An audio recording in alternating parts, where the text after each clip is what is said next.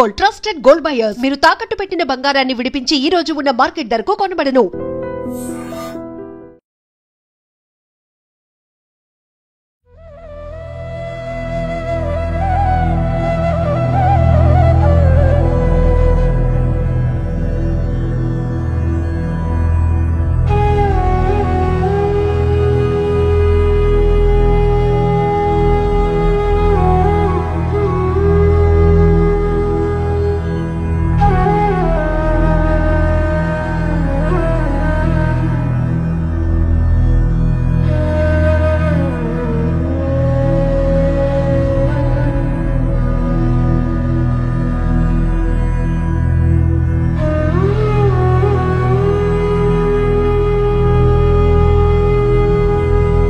ప్రతి చోట top marks ఉన్నాయి. 10th క్లాస్ తీసుకోండి, ఇంటర్మీడియట్ తీసుకోండి, తర్వాత బీటెక్ తీసుకోండి, ఐఐటికి వెళ్ళారు, అక్కడ చెన్నైలో మల్టీనేషనల్ కంపెనీల్లో చేశారు. ఇంత హైయెస్ట్ శాలరీ తీసుకున్న తర్వాత సడన్ గా వన్ ఫైన్ డే ఒక థాట్ వచ్చింది, నేను ఇటువైపు వెళ్ళాలి. నేను కూడా ఊహించలే ఒక రోజున ఈ రకంగా స్వామివారి సేవలో ఉండొచ్చు. మల్టీనేషనల్ కంపెనీకి CEO కావాలి. క్రమక్రమంగా ఏమైందంటే విశ్వగురు శివప్రభుపాద గారు ఆయన యొక్క బయోగ్రఫీ నేను చెప్పాను. భగవద్గీతలో ఎంత ఉందా అనేసి నేను ఆశ్చర్యపోతే నువ్వే ట్రై చేయని అన్నాను. ఏదో ఉంది ఇందులో అనేసి నేను ఆలోచించాను అనమాట. జన్మ సార్థక్ కరి కరో పరోపకారం అన్నారు. 10 మందికి మనం హెల్ప్ చేయగలిగితే బాగుంటుంది కదా అనే ఉద్దేశంతో కూడా మా నాన్నగారు ఒక ఇంట్రెస్టింగ్ రిమార్క్ చేశారు. ఆనందపడ్డాడు అంటే నా పాదాలు ముట్టుకోవడానికి వచ్చారు. నేను యాక్చువల్గా సన్యాసులు కాదు. ఎవరైనా కావాలనుకుంటే గృహస్థ ధర్మాన్ని స్వీకరించవచ్చు. మేమందరం మోడర్న్ బ్రహ్మచారులు. వేరే కులాల వాళ్ళకి ఇక్కడ ఆహ్వానం లేదు, ప్రవేశం లేదు అన్న భావన అంటూ ఏం లేదు. శీల ప్రభుపాదులు చెప్పినటువంటి ఈ మాట, ఈ గౌడీయ సంప్రదాయం ఇంత మ్యాసివ్ గా రావడం రీజన్ ఏంటి అసలు? దీని వెనకాల సీక్రెట్ మా ఆచార్యులే చెప్పారు. ఆయన చేతిలో ఒక చిన్న దుందుబులాగా ఉండేదన్నమాట. దాన్ని ఇలా వాయిస్తూ ఆ రకంగా ఈ ఉద్యమానికి కొన్ని బీజాలు పడ్డాయి. భగవద్గీతను అంటేనే కృష్ణతత్వం. అతి ఎత్తైనటువంటి హెరిటేజ్ టవర్ ని కూడా మీరు కట్టబోతున్నారు. అంటే ఇక్కడ టార్గెట్లు అనేవి ఉన్నాయి, కానీ దేవుడు పెద్ద టవర్ లో ఉండాలని చెప్పి 430 feet అది విధంగా ఈ దేవస్థానం కట్టబోతున్నాం. మీరు ఈ బ్రహ్మచర్య దీక్ష తీసుకొని ఇప్పటికి 28 ఏళ్ళు అవుతోంది. ఎప్పుడైనా ఇలా కాకుండా ఉంటే ఎప్పుడైనా అనుకున్నారా? ఎప్పుడు అనుకోలేదు, అనిపించలేదు. ఎందుకంటే కృష్ణుడు సంస్థ ద్వారా సమాజ సేవ కార్యక్రమాలు పరివర్తన. మీరు ఆ కాలంలో ఒకవేళ అమెరికాకే కనుక వెళ్ళి ఉంటే, ప్రమోషన్ స్వీకరించి ఉంటే, ఆ తర్వాత CEO అయి ఉంటే కోట్లాది రూపాయలు ఇప్పటికీ వచ్చేవి. అటువంటిది ఎప్పుడైనా ఏ క్షణంలో ఏ కళలో అయినా? రీసెంట్గా ఎలాన్ మస్క్ నెంబర్ 1 బిలియనీర్, ఆయన ఒక ట్విట్టర్ పెట్టాడు. ఆయన పర్సనల్గా మెసేజ్ పెట్టాడు, నేను ప్రతిరోజు కూడా డిప్రెషన్ కోసం టాబ్లెట్ తీసుకుంటున్నాను అని పెట్టాడు మెసేజ్. నమస్తే, నేను Kavitha. Welcome to iDream. భగవంతుడి స్వభావాన్ని వివరించడానికి, భక్తులు ఏం చేయాలో తెలియజేయడానికి, హిందూ ధర్మ వ్యాప్తికి మన దగ్గర ఇప్పటిదాకా ఎన్నో భక్తి ఉద్యమాలు వచ్చాయి. అందులోనూ ప్రధానంగా మానవ సేవే మాధవ సేవ అనేది కేవలం నినాదంగా మాత్రమే కాకుండా వ్యాప్తి చెందించడంతో పాటుగా ప్రజల్లోకి తీసుకెళ్ళాలి, వాళ్లతో కూడా మానవ సేవ చేయిస్తూ మాధవ సేవ చేయించాలి. అండ్ నవవిధ భక్తి మార్గాల్లో ఉన్నటువంటి సంకీర్తననే ప్రధానంగా ఏర్పడినటువంటి హరే కృష్ణ మూవ్మెంట్, ఇస్కాన్.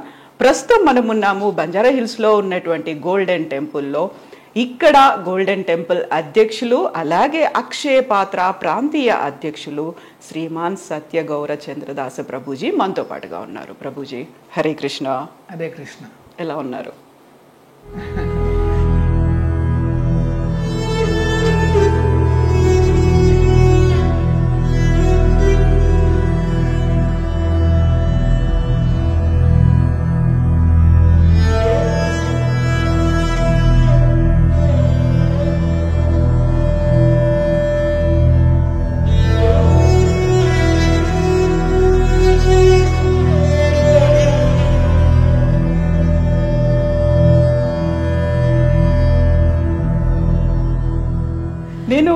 సత్య గౌరచంద్రదాస ప్రభుజీ అన్నాను. ఇక్కడికి రాగానే కృష్ణుడికి మీరు సేవ చేస్తున్నారా, లేకుంటే కృష్ణుడికి సంబంధించి మీరు ఏ తత్వంలో ఉన్నారు, ఏ రకంగా ఉన్నారు అనే దాన్ని బేస్ చేసుకొని మీకు ఒక పేరు పెడతారు. అంతకు ముందు ఉండే పేరు అంతా పోతుంది. టక్కున ఇక్కడికి వచ్చిన తర్వాత ఈ కృష్ణ తత్వాన్ని వ్యాప్తి చెందించడంలో భాగంగా మీకు ఒక పేరు తర్వాత ప్రభుజీ అనేది ఉంటుంది. అంతకు ముందు ఉన్నటువంటి మీరు ఐఐటి టు ఇస్కాన్ అనేదే అతి పెద్ద ట్రాన్స్ఫర్మేషన్. ఐఐటి చేసినప్పుడు చిన్నప్పటి నుంచి బోల్డ్ అన్నీ ఉంటాయి పేరెంట్స్కి, మీకు ఒక ఆలోచనలు అనేవి ఉంటాయి. నన్ను నేను ఇక్కడ చూసుకోవాలనుకుంటున్నాను అనుకుంటారు. ప్రతి చోట టాప్ మార్క్స్ ఉన్నాయి. 10th క్లాస్ తీసుకోండి, ఇంటర్మీడియట్ తీసుకోండి, తర్వాత బీటెక్ తీసుకోండి. ఐఐటికి వెళ్ళారు, అక్కడ చెన్నైలో మల్టీనేషనల్ కంపెనీల్లో చేశారు, ఇంత హైయెస్ట్ శాలరీ తీసుకున్న తర్వాత సడన్గా వన్ ఫైన్ డే ఒక థాట్ వచ్చింది, నేను ఇటువైపు వెళ్ళాలి అనేది. ఆత్మ సంఘర్షణ అంటారు కదా, మానసిక సంఘర్షణ, అంతర్మదనాలు ఉంటాయి. అక్కడ బోల్డ్ అన్ని నచ్చ చెప్పడాలు ఉంటాయి, కన్విన్స్ చేయాలి, అమ్మా నాన్నని బతిలాడుకోవాలి. ఏంటి ఇది ఇంత పెద్ద తతంగం తర్వాత సత్య గౌరచంద్రదాస ప్రభుజీ నా ముందున్నారు. ఇప్పుడు ఎలా అనిపిస్తుంది ఒక్కసారి ఇలా వెనక్కి తిరిగి చూసుకుంటే? నేను కూడా ఊహించలా ఒక రోజున ఈ రకంగా స్వామివారి సేవలో ఉండొచ్చు అన్న ఆలోచన కూడా ఎప్పుడూ లేదు. సో అంటే చిన్నప్పటి నుండి కూడా నేనేదో బాగా ఆధ్యాత్మికంగా అంత సీరియస్గా అంటూ ఏం లేదు. దండం పెట్టుకొని వెళ్ళిపోయేవాళ్ళ అంతే, దండం కేటగిరీ. అలానే నాస్తికత్వం కూడా లేదు. ఓకే. నాన్నగారు అమ్మ ఇద్దరూ కూడా ఆధ్యాత్మికంగా చింతన ఉండేవారే. వాళ్ళ కర్తవ్యాలు చేసుకుంటూ చక్కగా మాకందరికీ కూడా కొంత భక్తిని నేర్పించేవారు. ఆ కాలంలో అయితే పడుకోబోయే ముందు పిల్లలకి ఎంతో కొంత ఒక స్టోరీలు చెప్పేవారు అన్నమాట. అవన్నీ కూడా ఆ నారాయణుడు, ఆ విష్ణువు, ఆ కృష్ణుడి మీద ఆ స్టోరీస్ ఉండేవన్నమాట. అంటే మెయిన్గా మనకి రామాయణము, మహాభారతాలు వీటి నుండి చెప్పేవారు అన్నమాట. అంతేకాకుండా ఇంకొక సంప్రదాయం ఉంది మా ఫ్యామిలీలో. ప్రతి సంవత్సరం కూడా పిల్లలందరినీ తీసుకుని వెళ్ళి తిరుమలకి దర్శనానికి వెళ్ళేవాళ్ళం అన్నమాట. ఓకే. సమ్మర్ హాలిడేస్ వచ్చాయంటే చాలు మాకు చాలా ఎక్సైట్మెంట్. ఒక 40 రోజులు ఎంత ఉంటుంది హాలిడేస్. సో అక్కడికి వెళ్ళేవాళ్ళం అన్నమాట. మా టౌన్ నుండి తిరుమలకి చేరాలి అంటే ఒకే ఒక ట్రైన్ ఏదో ఉంది. ఆ కాలంలో బొగ్గు ట్రైన్ అనమాట. అంటే అది ఏ టౌన్ ఎక్కడ? రాజమండ్రి. సో రాజమండ్రి నుండి తిరుపతికి వెళ్ళాలంటే ఆల్మోస్ట్ 2 రోజులు పట్టేది. సో మేము పిల్లలందరం చాలా ఎక్సైట్గా ఉండేవాళ్ళం అన్నమాట. సో అట్లాగా ప్రతి సంవత్సరం కూడా తిరుమల దర్శనం చేసుకుని అక్కడ దగ్గరలో ఇంకొక దేవస్థానం ఉంది, దివ్యక్షేత్రం అంటారు. దాని పేరు షోలింగర్ అన్నమాట. అంటే తమిళనాడు బార్డర్లో ఒక డిస్ట్రిక్ట్లో ఇది ఒక ప్రసిద్ధమైన క్షేత్రం, నరసింహస్వామి క్షేత్రం అది. సో చిన్నప్పటి నుండి కూడా మాకు కొద్దిగా నరసింహస్వామి మరియు ఆ తిరుమల శ్రీనివాసుడి కొద్దిగా భక్తి అనేది అబ్బింది. అన్ని విష్ణుమూర్తి అవతారాలు అది అబ్బింది. తర్వాత ఒక చిన్న ప్రైవేట్ స్కూల్లో చదివేవాడిని. అది కూడా ఏదో లీడింగ్ ప్రైవేట్ స్కూల్స్ కాదు, అంత ఎఫోర్డ్ చేయలేకపోయారు అన్నమాట మా పేరెంట్స్. సో ఒక చిన్న ప్రైవేట్ స్కూల్లో చదివేవాళ్ళము.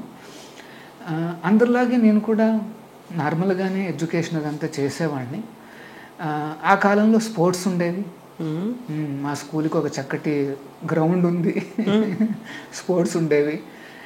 నేను ఖోఖో అనే గేమ్ని బాగా ఆడేవాడిని. విన్నారా? అంటే ఈ కాలంలో ఏంటంటే జస్ట్ 2-3 అనేవి బాగా ప్రసిద్ధం, క్రికెట్, ఫుట్బాల్ అంతే. సో ఆ రకంగా 10th క్లాస్ పూర్తి చేసి అక్కడే ఇంటర్మీడియట్ కూడా పూర్తి చేసేసాను. కాకినాడకి ఇంజనీరింగ్కి వెళ్ళాను అనమాట. దగ్గరలో ఉంది కదా అనేసి అక్కడే ఇంజనీరింగ్ అంతా పూర్తి చేసాం. ఆ తర్వాత ఇలాగ గేట్ ఎగ్జామ్ రాయడం జరిగింది. చాలా మంచి స్కోర్ రావడంతో ఐఐటి చెన్నైలో ఒకే ఒక సీట్ ఉంటుందన్నమాట. దీన్ని అంటే నేను ఇంజనీరింగ్ చేసింది మెకానికల్, అక్కడ నుండి నేను సాఫ్ట్వేర్ సైడ్ రావాలన్నమాట. ఆ కాలంలో జస్ట్ వస్తుందన్నమాట, సాఫ్ట్వేర్ పైకి వస్తుంది. ఐటీ ఫీల్డ్ అనేది ఇండియాలో కొద్దిగా పెరుగుతుంది అనమాట. సో ఇక్కడ నుండి ఇక్కడ జంప్ చేయాలి అంటే అక్కడ ఒకే ఒక సీట్ ఉందన్నమాట మొత్తం కంట్రీకి. ఆ సీటు నాకు రావడం జరిగింది. అది కూడా గేట్లో కూడా టాప్ మార్క్స్తో టాపర్గా రావడంతో ఆ సీట్ నాకు లభించి అక్కడ నేను ఐటీ పూర్తి చేయడం జరిగింది అనమాట. చేయగానే క్యాంపస్ ఇంటర్వ్యూలో 2 జాబ్స్ వచ్చాయి, ఐటీ జాబ్స్ వచ్చాయి. ఒకటి మల్టీనేషనల్, ఒకటి ఇండియన్ కంపెనీ అనమాట. సో ఆబ్వియస్గా మీకు తెలుసు ఎక్కడ జాయిన్ అవుతానని. మల్టీనేషనల్కి వెళ్ళిపోతారు. సో మల్టీనేషనల్లో జాయిన్ అయ్యాను నేను. బెంగళూరుకి వెళ్ళాల్సి వచ్చింది. సో అక్కడ బెంగళూరులో ఈ ఇస్కాన్ బెంగళూరు దేవస్థానానికి పరిచయం అవడం జరిగింది అనమాట. ఎందుకు పక్కనే ఉండేదా? ఎలా? యాక్చువల్గా నేను ఐఐటి చేస్తున్నప్పుడే నా ఫ్రెండ్ సర్కిల్స్లో కొంతమంది ఈ హరే కృష్ణ అంటే కాస్త ఇంట్రెస్ట్ ఉన్నవాళ్ళు ఉండేవారు. అప్పుడప్పుడు నన్ను పిలిచేవారు అనమాట, రా మనం వెళ్దాం అనేసి. మేబీ ఒకసారి వెళ్ళుంటాను అంతే. నేను పెద్దగా ఇంట్రెస్ట్ ఏమీ అప్పట్లో లేదు. ముఖ్యంగా ఐఐటి చేస్తున్నప్పుడు బాగా ఏమంటారు, నాకు బాగా యాస్పిరేషన్స్ ఉండేవన్నమాట. ఒక మల్టీనేషనల్ కంపెనీకి CEO కావాలి అనేసి. ఏం తగ్గేది లేదనేసి ఆ రకంగా నేను ప్రయత్నించేవాడిని అనమాట. ఆ పట్టుదల కూడా అలాగే ఉండేది. అవును. సో బాగా స్టడీస్ అంటే ఫోకస్ అట్లాగన్నీ బాగా ఉండేది. ఫార్చునేట్గా ఏంటంటే మా కాలంలో ఈ మొబైల్స్ అవన్నీ ఇంకా లేవు. అంటే అప్పటికి ఇంతలా రాలేదు. కంప్యూటర్స్ అనేవి వస్తున్నాయి కానీ ఇంత రాలేదన్నమాట. సో ఆ రకంగా అక్కడ ఎడ్యుకేషన్ పూర్తి చేసేసిన తర్వాత నేను బెంగళూరుకి వచ్చి, కంపెనీ ఏమో అక్కడ కాస్త దూరంగా ఉంటుంది, ఎలక్ట్రానిక్ సిటీ అని ఉంటుంది కదా అక్కడ మాట కంపెనీ. మరి ఇక్కడైతే నేను మా ఫ్రెండ్స్ అందరం కలిపి ఒక చిన్న రూమ్ కోసం చూస్తున్నాం అన్నమాట. ఎంతో వెతుకుతేనే కానీ మాకు ఒక రూమ్ దొరకల. ఎందుకంటే మేము అందరం బ్యాచిలర్స్ కదా, ఎవరు నమ్మరు. అందుకనే ఇంకా సరే అనేసి ఎక్కడ దొరుకుతుందా అనేసి బాగా ప్రయత్నిస్తే చివరికి ఒక రూమ్ అనేది మాకు అంటే చిన్న ఇండిపెండెంట్ హౌస్ లా ఉంటుందన్నమాట. ఓనర్కి వేరే హౌస్ ఎక్కడో ఉంది. ఇంకా సరే అనేసి వాడు ఇచ్చేసారన్నమాట ఇది. And that happens to be just 2 minutes from ISKCON Bengaluru temple. రోజు ఆ సంకీర్తనలో దానికి నెక్స్ట్ ఒక 2 నిమిషాలు వాకింగ్తో మనకి ఇస్కాన్ బెంగళూరు దేవస్థానం ఉంటుందన్నమాట. సో మా ఫ్రెండ్స్లో ఆల్రెడీ ఉన్న భక్తులు వాళ్ళందరూ కూడా అక్కడ రెగ్యులర్గా వెళ్ళేవారు. నేను హార్డ్లీ ఎవరు యూస్ టు గో. ఎందుకంటే నేను ఈ జాబ్లో పడ్డాను, మరి ఒక గోల్ కూడా ఉంది, CEO అవ్వాలి. సో ఆ రకంగా నేను చేసేవాడిని అనమాట. వీళ్ళేమో ఒకసారి జన్మాష్టమి అని అనుకుంటే ఫస్ట్ టైం నేను వెళ్ళాను అనమాట ఇస్కాన్ బెంగళూరు దేవస్థానం. అప్పటికి ఇంకా ఈ పెద్ద దేవస్థానం ఇంకా రెడీ కాల. అంటే మీకు తెలుసో తెలియదు, ఇస్కాన్ బెంగళూరు అనేది ఇప్పుడు అతి పెద్ద దేవస్థానం అన్నమాట. సో అది ఇంకా కన్స్ట్రక్షన్లో ఉంది, ఇంకా రెడీ కాల. మేబీ చివరి లాస్ట్ 1 or 2 years వరకు అన్నమాట పెండింగ్లో ఉంది. సో ఆ సమయంలో వెళ్తే వాళ్ళది ఒక చిన్న దేవస్థానం ఉంది. సో అక్కడికి వెళ్ళి నేను ఫస్ట్ టైం అది చూశాను అనమాట, ఎలా ఉంటాయి వీళ్ళ దేవస్థానాలు అనేసి. తర్వాత ఒక చిన్న దేవస్థానం కృష్ణ బలరాముల వారి ఒక చిన్న గుడి ఉందన్నమాట. సో అక్కడ దర్శనం చేసుకున్నాను. అంటే నాకేంటంటే కృష్ణుడు బలరాముడు అంటే పెద్దగా ఐడియా లేదు. మనం అంతా వెంకటేశ్వర స్వామి, నరసింహస్వామి అంతే. సో కానీ ఏదో అంటే ఆయన కూడా విష్ణు స్వరూపమే కాబట్టి ఆ రకంగా మహా అంటే భగవద్గీతను బోధించాడు. భగవద్గీత అనేది కొద్దిగా తెలుసు, పేరు మాత్రమే తెలుసు. లోన ఉన్న విషయాలు చాలా మందికి తెలియదు. ఇదొక విషయం అన్నమాట. సో ఆ రకంగా నాకు కాస్త అంటే మంచి ఇంప్రెషన్ వచ్చింది. బాగా చాలా చక్కగా మెయింటైన్ చేస్తున్నారు, అదంతా బాగా ఇంప్రెషన్ వచ్చింది. ఆ రకంగా కాస్త పరిచయం అయింది. క్రమక్రమంగా ఏమైందంటే నేను కూడా అంటే వారు చెప్పారన్నమాట, ఇట్లాగా కాస్త జపం చేస్తే బాగుంటుంది, హరే కృష్ణ మహామంత్రం చెప్తే బాగుంటుంది అని చెప్పారు. ఇది ఒక చక్కటి మెడిటేషన్ బాగుంటుంది అనేసి. ఆ కాలంలో మెడిటేషన్ అనేది ఇంకా పికప్ కాల, అంత ట్రెండ్ లేదన్నమాట ఆ సమాజంలో కూడా.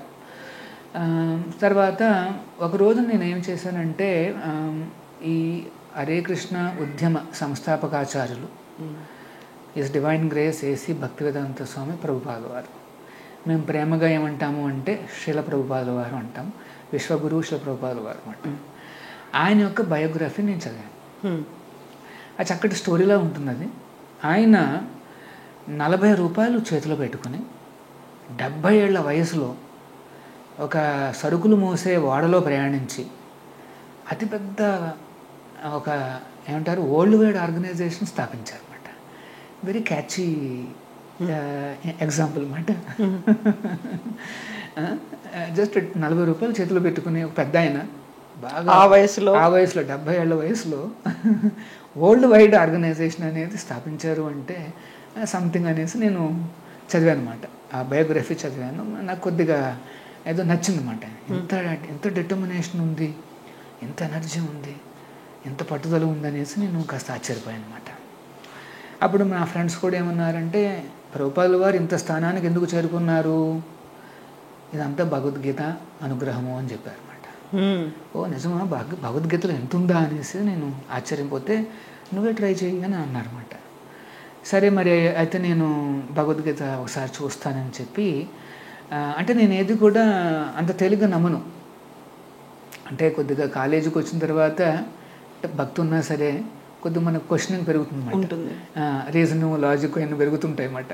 సో నేనేమన్నానంటే సరే ఒకసారి చూస్తాను నేను ఎలా ఉంటుంది, వాట్ అంటే ఏముంటుంది అందులో లోపల అనేసి మనం. సో నేను కొద్దిగా చదివాను అనమాట, కొన్ని శ్లోకాలు చదివాను. ఒక శ్లోకం ఏమిటంటే కర్మణ్యేవాధికారస్తే మా ఫలేషు కదాచన, చాలా ఫేమస్ శ్లోకం అది. సో భగవంతుడు ఏమంటున్నాడు అంటే, నీ కర్తవ్యాన్ని నువ్వు చెయ్యి, కానీ మానవుల చేతిలో లేదు ఈ రిజల్ట్ అనేది. అంటే నువ్వు చేసిన పనికి ఏదో రిజల్ట్ వస్తుంది కదా దానికి, ఆ రిజల్ట్ అనేది నీ చేతిలో లేదు అనేసి, అది భగవంతుడి చేతిలోనే ఉంది. కానీ నువ్వు కర్తవ్యాలు నువ్వు చేస్తూ పో, ఆ ఫలితాలు నా మీద ఆధారపడి ఉండు అని చెప్తాడు భగవంతుడు. సో నేనేమనుకున్నానంటే సరే నేను ట్రై చేస్తాను, ఇది నా చేతిలో ఏముందో అది నేను గట్టిగా చేస్తాను.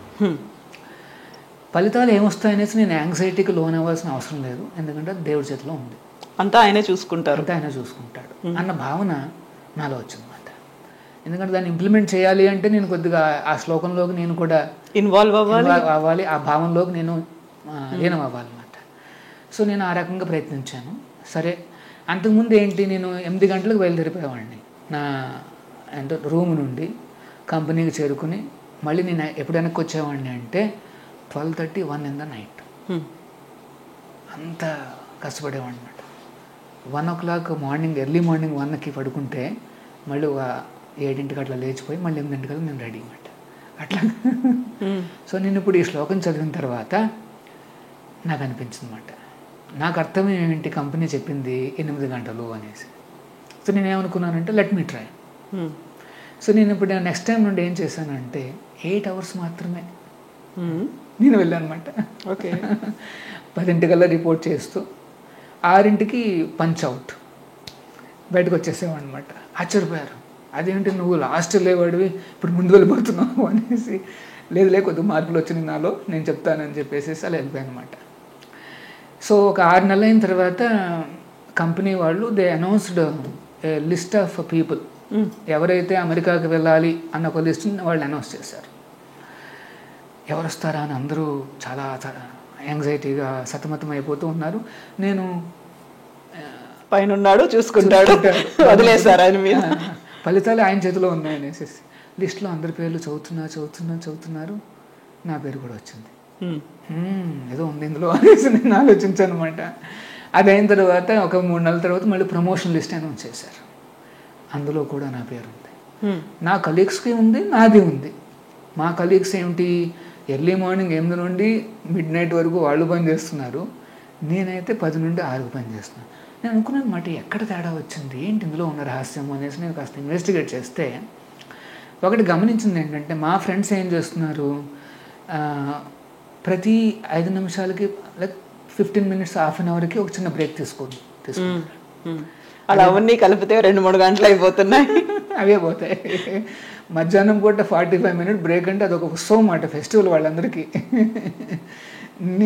నాకు ఈ బ్రేక్స్ అన్నీ లేవు ఇప్పుడు, నాన్ స్టాప్ ఉండేవాళ్ళు 10 to 6 ఓన్లీ లంచ్ బ్రేక్ అంతే. అంటే కంపెనీ వాళ్ళు ఏం చెప్పారు అదే, ఇక్కడ బ్రేక్ అంటే అక్కడ break.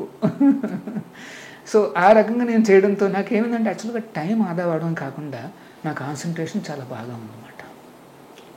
That has really help. అంటే కాంపన్సేట్ అయిపోయింది అనమాట, వాళ్ళ యొక్క బ్రేక్స్ నా యొక్క ఫోకస్ నేను కాంపన్సేట్ అయిపోయింది. యాక్చువల్లీ దెర్ ఈస్ సంథింగ్ అనేసి నాకు అర్థమైంది, భగవద్గీతలో ఏవో రహస్యాలు ఉన్నాయి అన్న నమ్మకం నాకు వచ్చిందన్నమాట.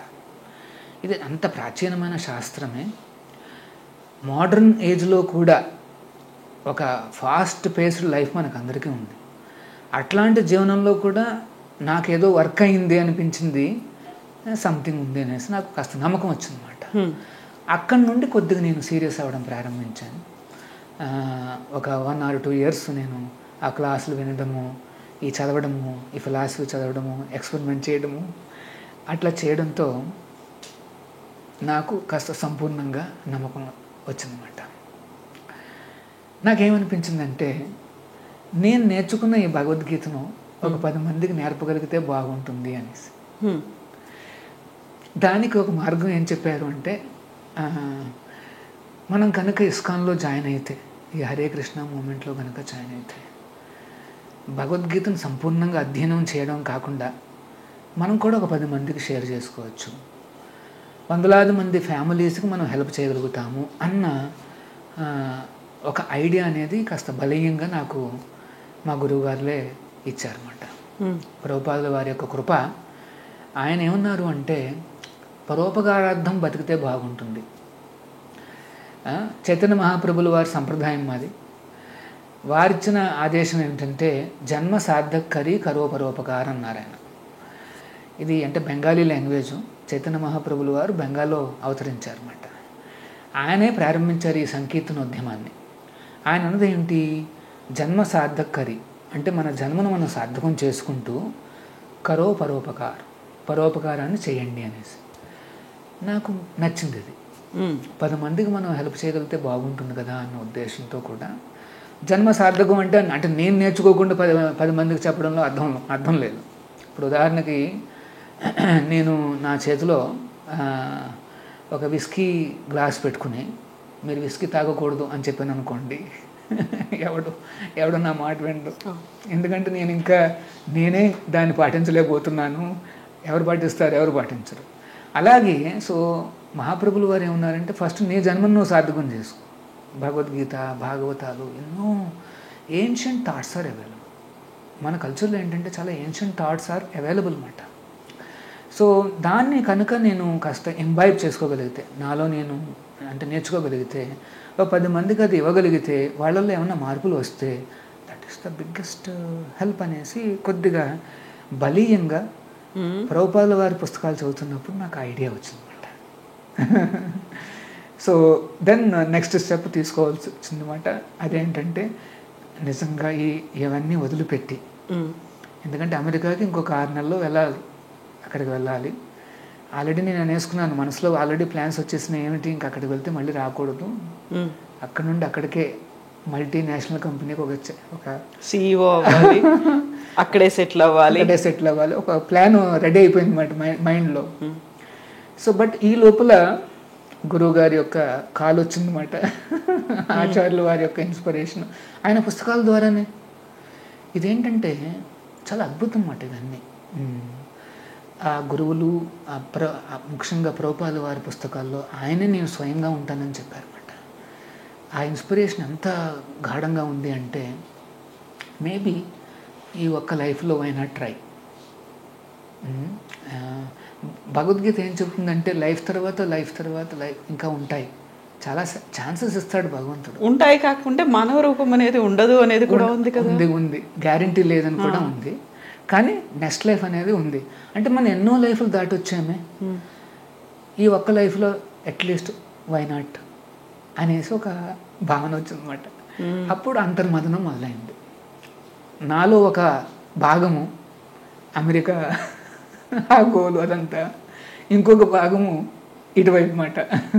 అవన్నీ మనం ఆల్రెడీ ట్రై చేసి ఉంటాము. ఎన్నో జన్మలు మనం ఎన్ని ప్రయత్నించాము కదా, CEOలనో లేకపోతే పెద్ద పెద్ద బిలియనియర్స్ అనో అన్నీ అయ్యి ఉండే ఉంటాము, లేకపోతే యానిమల్ కూడా అయ్యి ఉంటాము. ఇప్పుడేదో అవకాశం వచ్చింది, ఒక సదావకాశం వచ్చింది, ఒక ప్రాచీన సంప్రదాయం వచ్చింది మన ముందుకి. ఆచార్యులు వారు ఉన్నారు, ప్రభుపాదుల వారు ఉన్నారు అనేసి ఒకవైపు మాట. దీన్ని అంతర్మదనం అంటారు. దీన్ని దాటడానికి కొంత నా సహచరులు, కొంతమంది భక్తులు నాకు హెల్ప్ చేశారు. ఎంత సహచరులు భక్తులు హెల్ప్ చేసినప్పటికీ మీ అంతర్మదనం ఒక ఫోకస్గా ఇలా వెళ్తోంది అనుకున్నప్పటికీ కుటుంబ సభ్యులు ఉంటారు, అమ్మా నాన్న ఉంటారు, కన్విన్స్ చేయాల్సినటువంటి అవసరం ఉంటుంది. మీకు ఎలా అయితే గోల్స్ ఉన్నాయో వాళ్ళకు కొన్ని కోరికలు అనేవి ఉంటాయి. అవును. సో అది నెక్స్ట్ ఫేజ్ అన్నమాట. ఒకటి ఏంటంటే నా అంతర్మదనాలు నేను ఫస్ట్ దాటి, రెండోది ఏంటంటే ఇప్పుడు ఈ పేరెంట్స్ని ఎట్లాగా అనేసి అన్నమాట. So like any other parents వాళ్ళు కూడా ఫస్ట్లో భయపడ్డారు. ఫస్ట్ ఏంటంటే రియాక్షన్ భయం అన్నమాట. అయ్యో ఎంత పెద్ద చదువులు చదివి ఎంత పెద్ద ఉద్యోగాలు చేస్తూ ఏమైపోతున్నాడు నా అబ్బాయి అనేసి వాళ్ళు ఫస్ట్ భయపడ్డారు. సో నేనేం చేశానంటే వాళ్ళని ఫస్ట్ దేవస్థానానికి పిలిచాను అనమాట. ఇస్కాన్ బెంగళూరుకి వచ్చారు. వాళ్ళు చూసారు, పెద్ద సంస్థను చూసారు. అది కాదు ఇంపార్టెంట్. వారు చూసింది ఏంటంటే అక్కడ మేము చేస్తున్న ఈ ఫీడింగ్ ప్రోగ్రామ్స్ అన్నీ చూశారు. పేద ప్రజలకు, పేదవాళ్ళకి, పిల్లలకి చేస్తున్న అతిపెద్ద చారిటబుల్ ప్రోగ్రామ్ కూడా చూశారు. అక్షయపాత్రం చూశారు అన్నమాట. చూసి మా నాన్నగారు ఒక ఇంట్రెస్టింగ్ రిమార్క్ చేశారు. ఏమన్నా అన్నారంటే, ఆయన ఏంటంటే మా టౌన్లో ఆయన వర్గానికి ఆయన ఒక లీడర్ అన్నమాట. ప్రతినిధిలాగా చూస్తారు ఆయన్ని. ఆయన ఏమన్నారు అంటే, మేము కూడా అప్పుడప్పుడు ఫంక్షన్స్ ఏర్పాటు చేస్తాము. ఒక 100 మందికి 200 మందికి నాకు అన్నదానం చేసే ఎక్స్పీరియన్స్ ఉంది. కానీ దానికి నేను ఎంత కష్టపడతానో నాకే తెలుసు. ఆ కుక్స్ని తీసుకురావడము, ఇది చేయడం, అది చేయడం, అదంతా ఫైనల్గా టైంకి రెడీ చేసి వాళ్ళందరికీ భోజనాలు పెట్టి ఆయన తీసి అబ్బో నాకు తెలిసేదంతా అనేసి. కానీ మీరు రోజుకి లక్షలాది మంది పిల్లలకు భోజనాలు పెడుతూ ప్రతిరోజు మేనేజ్ చేస్తున్నారే అని చెప్పి ఆయన ఎంత ఆనందపడ్డాడు అంటే మనం నమ్మశక్యం కాదు. నా పాదాలు ముట్టుకోవడానికి వచ్చారు ఆయన అన్ని మార్పులు వచ్చినాయన్నమాట. అయితే దీంట్లో కూడా ఒక చిన్నది, కంప్లీట్గా మీరు అన్నీ త్యజించేసి ఒక రకంగా అంటే సన్యసించారు. మీరు అన్నీ వదిలేసి ఇక్కడికి రావడానికి అక్షయ పాత్ర ఏమో నాన్నగారిని ఆకర్షించింది. కావాలనుకుంటే మీరు వాలంటీర్ కావచ్చు, అక్షయ పాత్ర కోసం వర్క్ చేయొచ్చు, ఇస్కాన్ బెంగళూరు కోసం వర్క్ చేయొచ్చు, మీరు అనుకున్నటువంటి గోల్ని రీచ్ అవ్వచ్చు, అమ్మా నాన్నని తృప్తిపరచవచ్చు, మీ ఫ్యామిలీని డెవలప్ చేసు, ఇన్ని కూడా ఉన్నాయి కదా. అవన్నీ వద్దు, అవన్నీ మెటీరియలిస్టిక్ అనుకున్నారా? కేవలం కృష్ణుడు, కృష్ణతత్వము అంటే అక్కడ అంత ఈజీగా యాక్సెప్ట్ చెయ్యరు ఏ పిల్లలైనా. ఎంతమంది సిబ్లింగ్స్ ఉండేవాళ్ళు? మీ పేరేంటి యాక్చువల్గా అసలు? సత్యగౌర చంద్రదాస ప్రభుజీ కాకుండా అంటే దీక్షకు ముందు వేరే పేరు ఉంటుంది. ఇప్పుడు ఆచార్యుల వారి నుండి దీక్ష తీసుకున్నాం. పూర్వాశ్రమంలో పేరు వేరుగా ఉంటుంది. చెప్పరా? ఆ పేరు కూడా సత్యతో ప్రారంభమవుతుంది. మిగతా గెస్ట్ అంతా మీదే. సత్యనారాయణ, సత్యకృష్ణ, సత్యకిషోర్. సో దీక్ష తర్వాత ఇప్పుడు మా పేరు వేరుగా ఉంటుంది అన్నమాట. గురువు గారు పేరు ఒకటి ఇస్తారు. సత్య గౌర అంటే చైతన్య మహాప్రభుల వారి పేరు అన్నమాట. Satya means eternal or truth, absolute truth అన్నమాట. అండ్ చంద్ర, గౌరచంద్ర, రామచంద్ర అంటాను చూడండి, అంటే చంద్రుడు లాంటి. సో అట్లాంటి అంటే చంద్రదాస అంటే అర్థం ఏంటంటే ఆ చైతన్య మహాప్రభుల వారి యొక్క దాసుడు అని అర్థం అన్నమాట. కానీ సంబోధించేటప్పుడు అంటే ఎవరైనా మమ్మల్ని సంబోధిస్తే వారు మాత్రం ప్రభు అని వాడతారన్నమాట పదాన్ని. మేము అనుకునేది ఏంటంటే మేము దాసులమే, కానీ వారు మమ్మల్ని ప్రభువుగా భావిస్తారు అన్నమాట. అది సంబోధించే ఒక ఏమంటారు ఎటికేట్ అన్నమాట. అది ఆ రకంగా. సో మీరు అన్నట్టు ఎన్నో రకాల ఆప్షన్స్ ఉన్నాయి. కానీ నాకేంటంటే ఈ భగవద్గీత, ఈ భాగవతాలు నేను నేర్చుకోవడమే కాకుండా ఒక 10 మందికి నేను హెల్ప్ చేయాలి. అది హెల్ప్ చేయాలి అంటే నేను కూడా ఇందులో పూర్తిగా లీనం కావాలి. సంపూర్ణంగా నాకు అవగాహన, ఆ యొక్క రియలైజేషన్ రాకపోతే నేను ఎవరికి ఎన్ని చెప్పినా సరే వాళ్ళకి అర్థం కాదని చెప్పి నేనేమనుకున్నానంటే ఈ మార్గం నాకు బాగుంటుందని చెప్పి చెప్పారు అనమాట. వచ్చారు. అమ్మగారి రియాక్షన్ ఏంటి? మా అమ్మగారు అంటే కొద్దిగా ఆల్రెడీ కాస్త భక్తి పరురాలు కాబట్టి ఆవిడ అంటే కొంచెం సైలెంట్గా ఉన్నారు. యాక్సెప్ట్ చేయడానికి టైం పట్టిందా? కొద్దిగా సైలెంట్గా ఉన్నారు. కానీ వెంటనే వెళ్ళే ముందరే వచ్చిన విజిట్ చేశారు కదా బెంగళూరుకి, జస్ట్ వెళ్ళే ముందరే ఏం చెప్పారంటే మంచి మార్గం నాయన అని చెప్పేసి వెళ్ళిపోయారు. ఆ తర్వాత అటాచ్మెంట్స్ కానీ కమ్యూనికేషన్స్ కానీ అవన్నీ ఉంటాయా? అవన్నీ ఉంటాయండి. ఇక్కడ ఇస్కాన్లో ఏంటంటే ఇక్కడ ఒకటి మనం అర్థం చేసుకోవాలి, మేము యాక్చువల్గా సన్యాసులం కాదు, మమ్మల్ని బ్రహ్మచారులు అంటారు అన్నమాట.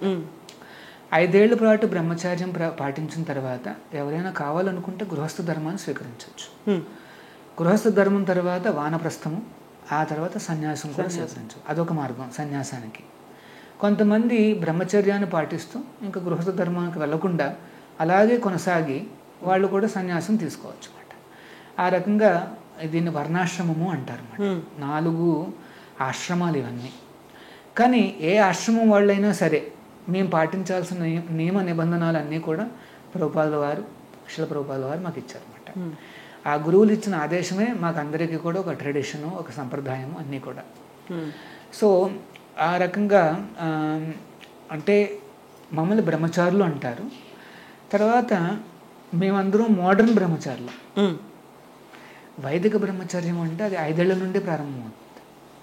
అంటే ఫస్ట్ స్టాండర్డ్లో ఉండే చిన్నపిల్లవాడిని గురువుగారి ఆశ్రమంలో వదిలిపెట్టేసి వెళ్ళిపోయేవారు అన్నమాట పిల్లలు, తల్లిదండ్రులు. కానీ అది ఇప్పుడు సాధ్యం కాదు. ఇదంతా మనం మోడర్న్ జీవనంలో ఉన్నాం కాబట్టి ఆ ప్రిన్సిపల్స్ అనేవి మనం తీసుకోవాలి, కానీ ఆ మెథడ్స్ అనేవి మనం మార్చుకోవాలన్నమాట. అప్రోప్రియేట్గా మనం మెథడ్స్ మార్చుకోవాలి, ప్రిన్సిపల్ సేమ్ అన్నమాట. మేము కూడా గురువాశ్రమంలో ఉన్నాం ఇక్కడ. కాకపోతే మోడర్న్ ఏజ్, మోడర్న్ సెటప్ కాబట్టి ఇక్కడ ప్రతి బ్రహ్మచారి కూడా పేరెంట్స్తో మాట్లాడుకోవచ్చు, ఫోన్ కాల్స్ చేసుకోవచ్చు, అప్పుడప్పుడు వాళ్ళని పిలుస్తాం మేమే. ఇన్ఫ్యాక్ట్ దేవస్థానమే ఆహ్వానిస్తుంది అన్నమాట. మీరు రండి, ఇక్కడ ఉత్సవాల్లో పాల్గొనండి, ఇక్కడ నేర్చుకోండి మీరు అనేసి మేము ఆహ్వానిస్తాము. అలాగే పిల్లలు కూడా ఆహ్వానిస్తుంటారు. అప్పుడప్పుడు అక్కడ ఏమైనా మెయిన్ ఈవెంట్స్ ఉంటే పిల్లలు కూడా వెళ్తుంటారు. సిబ్లింగ్స్ మ్యారేజ్ ఏమైనా ఉందనుకోండి, అక్కడికి వెళ్ళి వాళ్ళు అటెండ్ అవుతుంటారు. తర్వాత అక్కడ ఏమైనా మెయిన్ ఈవెంట్స్ ఏమైనా జరిగితే అక్కడ కూడా అటెండ్ అవుతుంటారు. ఆ రకంగా ఆశ్రమ విధానం అన్నమాట. మా గోల్ ఏమిటంటే వారు కూడా కొద్దిగా ఇక్కడ ఏమన్నా భక్తి కానీ కాస్త భగవద్గీత కానీ వాళ్ళు కూడా నేర్చుకోవచ్చు. వాళ్ళని దూరంగా పెడితే మరి వాళ్ళు నేర్చుకోలేరు కదా. మా ఉద్దేశం ఏంటంటే ప్రతి ఒక్కరికి ఇది చేరాలి, ఈ మెసేజ్ అనేది, ఈ తత్వం అనేది ప్రతి ఒక్కరికి చేరాలి. తర్వాత మన ఇంట్లో వాళ్ళకి ఎందుకు చేరకూడదు? ఆ ఉద్దేశంతో ఏంటంటే మేము అట్లాంటి రెస్ట్రిక్షన్స్ ఏం పెట్టాము. సో ఇక్కడ భక్తులు కూడా చక్కగా వెళ్తూ రావచ్చు, వాళ్ళు వెళ్తూ రావచ్చు, అన్నీ ఉంటాయన్నమాట. ఒకవేళ ఎవరైనా గృహస్థ ధర్మాన్ని స్వీకరించాలన్నా కూడా ఆర్గనైజేషన్ వాళ్ళని ఎంకరేజ్ చేసి వాళ్ళకి ఆ ఏర్పాట్లన్నీ కూడా చేస్తుందన్నమాట. It's a very nice model అన్నమాట. So modern and progressive exactly. అంటే ఏన్షియంట్ మన ట్రెడిషన్స్లో ప్రిన్సిపల్స్లో రూట్ అయి ఉంటుంది, బట్ వెరీ మోడర్న్ అవుట్లుక్ అన్నమాట. అంటే ఈ ప్రస్తుతం ఉన్న సమాజానికి అనుగుణంగా అన్ని ప్రిన్సిపల్స్ని మేము అప్లై చేస్తాం అన్నమాట. ఉదాహరణకి ఇక్కడ కుల మత ప్రాంత భేదాలకు అతీతంగా ఎవరైనా సరే జాయిన్ కావచ్చు. అంటే ఇక్కడ ఏదో మీరు ఒక కులంలో పుట్టిన వాళ్ళే ఇక్కడ మీరు జాయిన్ అవ్వాలి, వేరే కులాల వాళ్ళకి ఇక్కడ ఆహ్వానం లేదు, ప్రవేశం లేదు అన్న భావన అంటూ ఏం లేదు. ఇక్కడ ఎవరైనా సరే ఇంట్రెస్ట్ ఉంటే చాలు, వాళ్ళకి ఆ భగవంతుడిని చేరుకోవాలన్న తపనుంటే చాలు, ఆ సేవలు అందించాలన్న తపనుంటే చాలు, వాళ్ళు ఎవరైనా రావచ్చు. మాకు ఇక్కడ ప్రభుపాదుల వారు ఇచ్చిన ప్రాసెస్ ఎంత దిట్టంగా ఉంటుందంటే ఎవరైనా సరే చక్కగా వాళ్ళు ప్రోగ్రెస్ అవుతారన్నమాట. ఇక్కడ జాబాలి ఉపనిషత్తు అని ఒక ఉపనిషత్తు ఉంది. అక్కడ ఒక చిన్న ఇన్సిడెంట్ చెప్పబడింది అన్నమాట. ఏమని, ఒక చిన్న పిల్లవాడు ఒక గురువు దగ్గరికి వెళ్తారనమాట. ఒక మహర్షి, ఆయనకు ఒక ఆశ్రమం ఉంది, ఆ చిన్న పిల్లలందరూ చదువుకుంటున్నారు. ఈ అబ్బాయి కూడా అక్కడ ఏదో జరుగుతుందని చెప్పి, ఈ అబ్బాయికి చదువులు ఏమీ లేవు, అంటే అంత పెద్ద కులంలో ఏం కూడా పుట్టినవాడు కాదన్నమాట. అబ్బాయి అక్కడికి వెళ్ళి ఆ మహర్షిని అడుగుతాడు, నేను కూడా ఇక్కడ కూర్చోవచ్చా, నేను కూడా నేర్చుకోవచ్చా అని అడుగుతాడు అనమాట. ఆయన రాతండ్రి అని చెప్పి, ఏంటి మీ అమ్మగారి పేరేంటి, నాన్నగారి పేరేంటి, వాళ్ళు ఏం చేస్తారు అని అడుగుతాడు అనమాట. నీ యొక్క అంటే ఈ కులం ఏమిటి, నీ యొక్క ఇదేంటి అని వివరాలు కనుక్కోవాలి కదా, కనుక్కుంటాడు అనమాట. కనుక్కుంటే అబ్బాయి, చిన్న అబ్బాయి అంటాడు, నాకు ఇవన్నీ తెలియదండి, ఒకసారి నేను వెళ్ళి అమ్మను కనుక్కుని వచ్చి మళ్ళీ మీకు చెప్తానంటాడు. సరే వెళ్ళిన ఆయన అంటాడు. సో అమ్మ దగ్గరికి వెళ్ళి అడుగుతాడు అనమాట, అమ్మ ఏంటి, నా తండ్రి ఎవరు, మరి మన కులం ఏమిటి అంటే తల్లి యాక్చువల్గా ఆమె అంటే ఒక వేశ్య మాట. తండ్రి చెప్తుందన్నమాట ఓపెన్గా, నీ తండ్రి ఎవరో నాకు తెలియదు నాయన అంటుందన్నమాట. అప్పుడు ఆ పిల్లవాడు మళ్ళీ వెనక్కి వచ్చేస్తాడు. ఈ మహర్షి దగ్గరికి వచ్చి మరి చెప్పు నాయన, ఏంటి, ఎవరు మీ తండ్రి, మీ యొక్క కులం ఏమిటి అని అడుగుతాడు. అప్పుడు అబ్బాయి అంటాడు, మా అమ్మని అడిగాను, తండ్రి ఎవరో తెలియదు అని చెప్పింది, నా తండ్రి ఎవరో నాకే తెలియదు అని చెప్పేస్తాడనమాట. అప్పుడు ఆ మహర్షి కాస్త అబ్బాయిని చూసి, నాయన నీలో ఒక చక్కటి గుణం ఉంది, ఏంటంటే నువ్వు సత్యాన్ని చెప్తున్నావు, ఉన్నట్టుగా నువ్వు చెప్పావు, దిస్ ఇస్ ద క్వాలిఫికేషను, నా దగ్గర నువ్వు జాయిన్ కావడానికి అని చెప్పి అబ్బాయిని జాయిన్ చేయించుకుంటాడు అనమాట. ఈ సిస్టమ్ అనేది ఎన్నో ఏళ్ళుగా నడుస్తుంది మన దాంట్లో. కాకపోతే కొంతమంది పాశ్చాత్య దేశస్తులు కాస్త ఇక్కడికి ఇన్వేడ్ చేసి పాలిస్తున్న రోజుల్లో మన మధ్యన పెట్టిన చిచ్చు తప్పితే ఈ కుల వ్యవస్థ అనేది ఇప్పుడు మనుషులు తీసుకొచ్చిన వ్యవస్థ తప్పితే మన శాస్త్రాల్లో కానీ మన మహర్షుల్లో కానీ మన యొక్క గురువుల్లో కానీ ఇది లేదు అన్నమాట. ఎక్కడ పుట్టామని కాదు, ఎన్ని గుణాలు ఉన్నాయి నాయన అనేది ఇంపార్టెంట్ అన్నమాట. ఇప్పుడు మన దగ్గర ఆల్రెడీ శైవం, వైష్ణవం, శాక్తేయం ఇలాంటివన్నీ ఉన్నాయి, 6 రకాలుగా కనిపిస్తున్నప్పుడు గౌడీయ పద్ధతి అనేది తీసుకొచ్చారు సరికొత్తగా. దీంతో పాటుగా అద్వైతం, విశిష్టాద్వైతం, ద్వైతం ఇవన్నీ కూడా ఉన్నాయి. దానికి సంబంధించి మఠాలు ఉన్నాయి, మఠాధిపతులు, పీఠాధిపతులు ఇవన్నీ ఉన్నప్పుడుగా దాదాపుగా 5 దశాబ్దాలు అవుతున్నట్టుంది హరే కృష్ణ మూమెంట్, ఇస్కాన్ మూమెంట్ వచ్చిన తర్వాత మ్యాసివ్గా వచ్చింది, రావడమే. ఇవన్నీ కూడా ఇక్కడున్నటువంటి అందరినీ ఏకం చేయాలి, లేకుంటే ఎలుగెత్తి చాటాలి, అందరము ఒకటే అనేది నినదించాలి. శంకరాచార్యులు కావచ్చు, రామానుజాచార్యులు కావచ్చు, ఇంతమంది చెప్పిన తర్వాత శీల ప్రభుపాదులు చెప్పినటువంటి ఈ మాట, ఈ గౌడీయ సంప్రదాయం ఇంత మ్యాసివ్గా రావడం రీజన్ ఏంటి అసలు? దీని వెనకాల సీక్రెట్ మా ఆచార్యులు చెప్పారు. విశ్వగురు శ్రీ ప్రభుపాదుల వారు ఏం చెప్పారు అంటే, ఆయన అమెరికాకి అలాగా 40 రూపాయలతో వెళ్ళారుగా, 70 ఏళ్ల వయస్సు, చేతిలో పెద్ద పైసలు అంటే ఏం లేవు. ఆ కాలంలో అమెరికాలో రూపాయికి అంత వాల్యూ లేదు, ఎందుకంటే భారతదేశము రష్యాతో ఉండేది పార్ట్నర్షిప్తో. సో అమెరికాకి పొలిటికల్గా కాస్త ఇది మాట.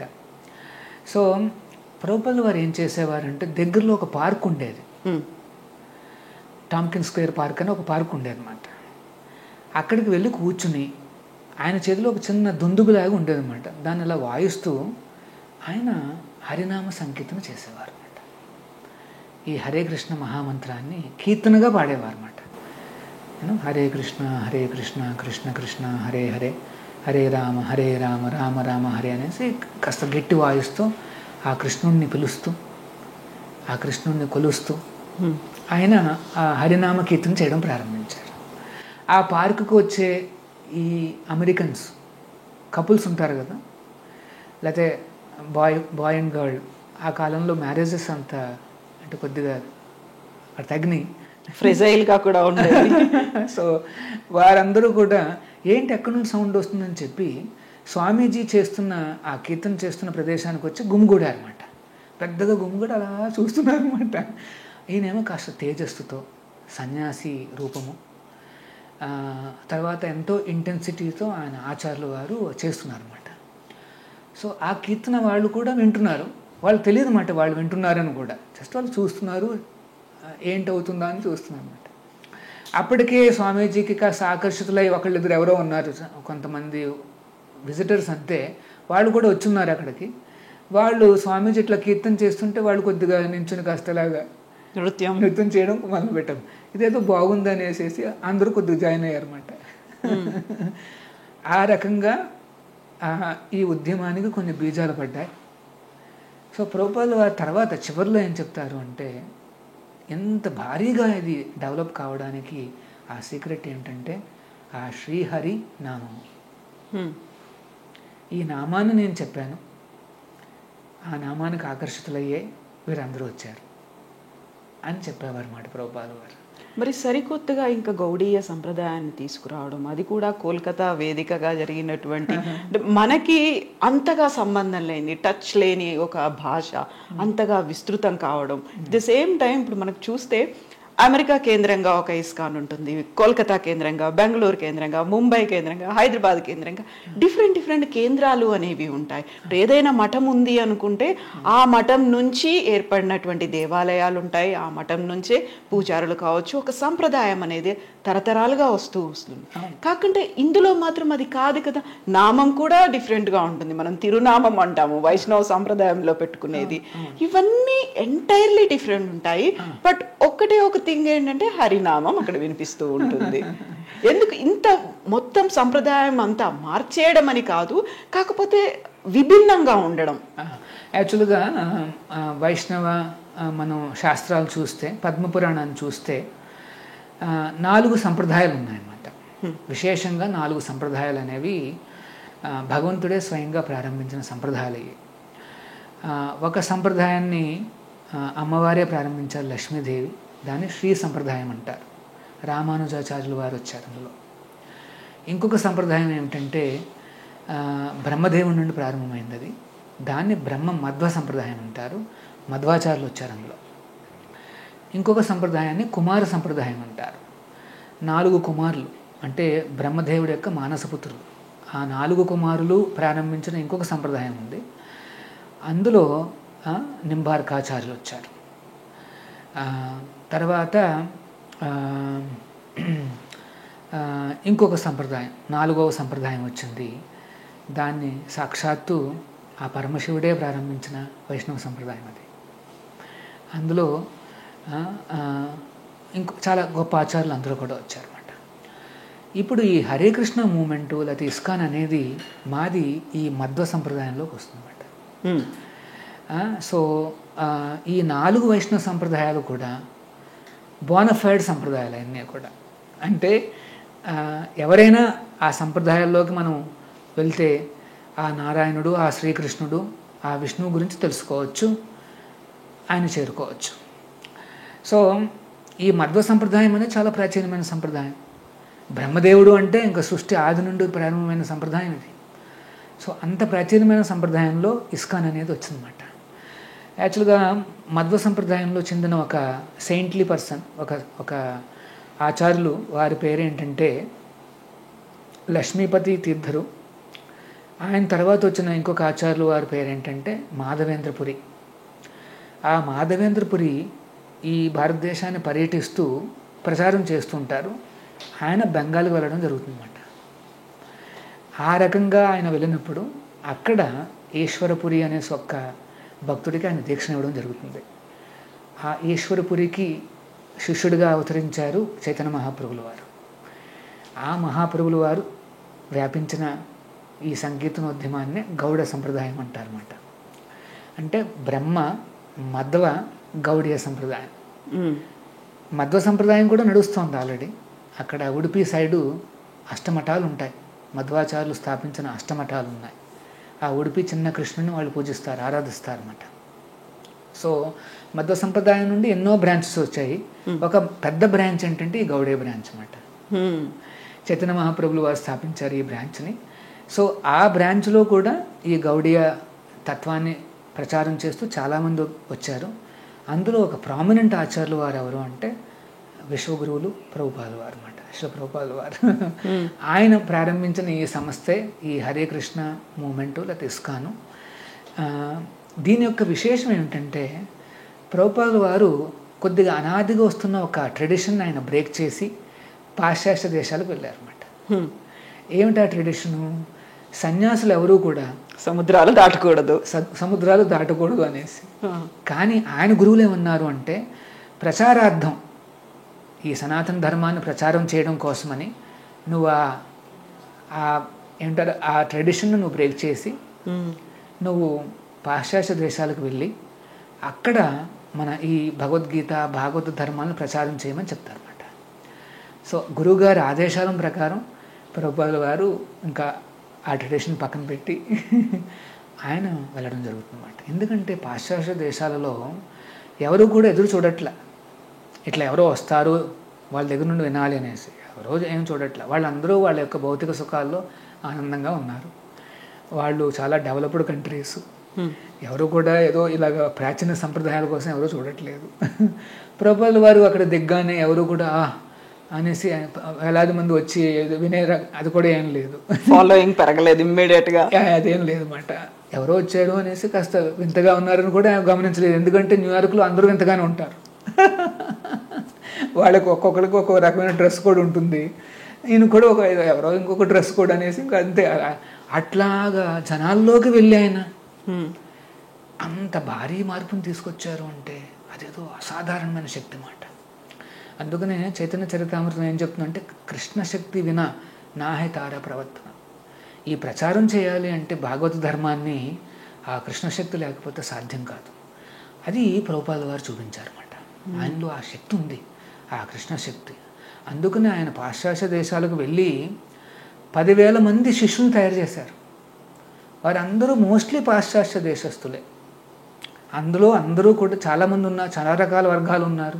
క్రిస్టియన్స్ ఉన్నారు, లేకపోతే ముస్లిమ్స్ ఉన్నారు, యూదులు ఉన్నారు, బౌద్ధులు ఉన్నారు, అలాగే వేరే వేరే రకాలు, అన్ని రకాల వాళ్ళకి స్కిన్ కలర్స్ ఉన్నాయి. కొంతమంది వైట్గా ఉంటారు, అమెరికాలో అంతే అంత వైట్, యూరోప్ అదంతాను. ఆఫ్రికా ఖండంలో కూడా ఉన్నారు శిష్యులు, వారందరూ బ్లాక్గా ఉంటారు. మన ఇండియా వైపుకి వస్తే చామన్ ఛాయ్తో కొద్దిగా గోల్డెన్ ఛాయ్తో ఉంటారు. మనము జపనీస్ వీళ్ళందరూ ఉన్నట్లాగా అన్ని ఖండాలలోనూ ఆయన శిష్యులు ఉన్నారు. 10,000 మంది శిష్యుల్ని 11 ఏళ్లలో. ఆ కాలంలో ఈ సోషల్ మీడియా లేదు, అంటే ఒక క్లాస్ ఇస్తే అందరికి చేరిపోతుందంటే అది వేరే విషయం. 1960స్లో ఇదంతా కూడా వాట్సాప్లు లేవు, సోషల్ మీడియాస్ లేవు. జస్ట్ లెటర్స్ రాసేవారు అంతే, శిష్యుల్ని ఎంకరేజ్ చేయడానికి, వాళ్ళ క్వశ్చన్స్ అన్ని తీర్చడానికి. సో వేలాది లెటర్స్ ఆయన సొంత హ్యాండ్ రైటింగ్తో రాసి సంతకం చేసి మరీ పంపించేవారు అన్నమాట. అది అసాధారణమైన శక్తి అన్నమాట. అంతేకాదు ఎన్ని మేనేజ్ చేస్తూ ఆయన 80 పుస్తకాలు రాశారు. ఎప్పుడు 1 గంటకు లేచేవారు రాత్రిపూట. లేచి 1 నుండి 4 వరకు ఆయన ప్రతిరోజు కూడా డిక్టాఫోన్ అనే ఒక చిన్న ఇన్వెన్షన్ వచ్చింది అప్పట్లో. అందులో డిక్టాఫోన్లో ఆయన డిక్టేట్ చేసేవారు అన్నమాట ఈ పుస్తకాలన్నింటినీ. ఎట్లాగా అంటే ఆయన వ్యాఖ్యానాలని ఆయన డిక్టేట్ చేసేవారు అన్నమాట. దాన్ని వాళ్ళు విని, ఈ ఫారిన్ డివోటీస్ దాన్ని విని వాళ్ళంతా టైప్ చేసి పుస్తకాలు తయారు చేస్తారు అన్నమాట. అప్పట్లో ప్రింటింగ్ ప్రెస్లు కూడా అంత బాగా అడ్వాన్స్ కాలం, ఇప్పుడు ఉన్నట్టుగా కాదు. అయినప్పటికీ ఆయన ఆ రకంగా చేశారు అంటే అసాధారణమైన శక్తి అన్నమాట. అందుకనే గౌడీయ సంప్రదాయం అనేది మొత్తం విశ్వవ్యాప్తమైంది, మొత్తం ప్రపంచవ్యాప్తమైంది అన్నమాట. ఎందుకైందంటే నేను చెప్పినట్టుగా ఈ హరినామం అన్నమాట. ఏమిటి హరినామంలో ఎంత విశేషము అంటే, దానికి ఏం చెప్పిందంటే శాస్త్రము, హరేర్నామ హరేర్నామ హరేర్నామైవ కేవలం కలౌ నాస్తివ నాస్తివ నాస్తివ గతిరన్యత. ఈ కలియుగంలో హరినామం ఒక్కటే, హరినామం ఒక్కటే, హరినామం ఒక్కటే అని 3 సార్లు నొక్కి చెప్పింది శాస్త్రం. ఇంకొక వేరే మార్గం లేదు, వేరే మార్గం లేదు, వేరే మార్గం లేదు అని కూడా 3 సార్లు అది నొక్కి చెప్పింది అన్నమాట. ఆ హరినామాలు అనంతంగా ఉంటాయి.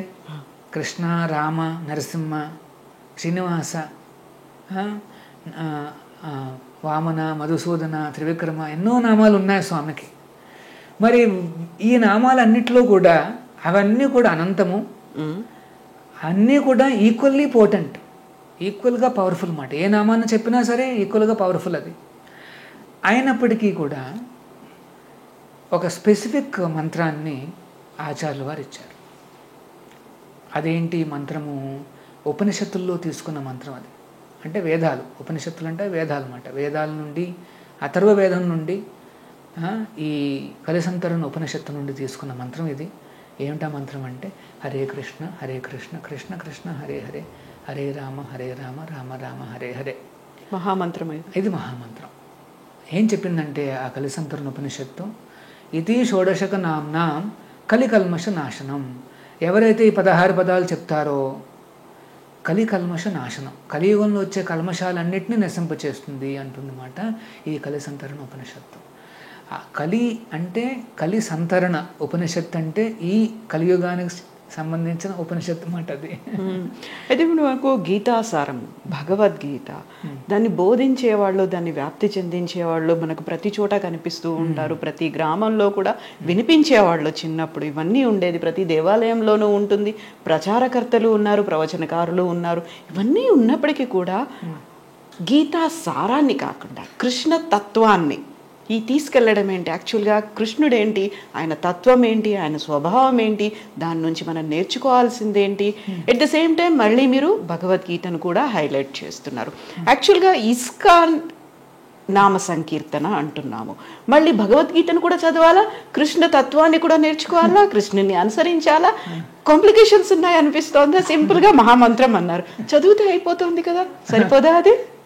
యాక్చువల్గా మహామంత్రం అని చెప్తే చాలు. అదే మనకి ఏమిటంటారు, మహామంత్రము, తారక మంత్రము అన్నీ అవే. కానీ ఈ మోడర్న్ ప్రపంచంలో ఏంటంటే అందరికి ఒక క్వశ్చన్ మార్క్ ఉంటుందన్నమాట. ఏమిటా క్వశ్చన్ మార్కు? ఎందుకు ఈ జపం ఎందుకు చేయాలి, ఈ మంత్రం ఎందుకు చెప్పాలి నేను, తర్వాత నా జీవితంలో ఎట్లాంటి సమస్యలు వస్తున్నాయి, దానికి పరిష్కారం ఏమిటి, ఈ మంత్రం ఇస్తుందా, అలా ఎన్నో రకాల అపోహలు కానీ లేకపోతే ఒక తత్వ దానికి సంబంధించిన క్లారిటీ అనేది చాలామంది అడుగుతుంటారు.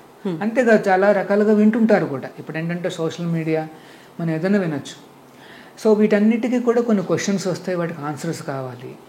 సో అందుకనే ప్రభుపాదుల వారు ఏంటంటే జస్ట్ మంత్రం ఒకటే ఇవ్వకుండా దానికి బేసిస్ ఏమిటి, భగవద్గీత, భాగవతము, మొత్తం శాస్త్రాలన్నీ కలిపి ఆయన ఇచ్చారు.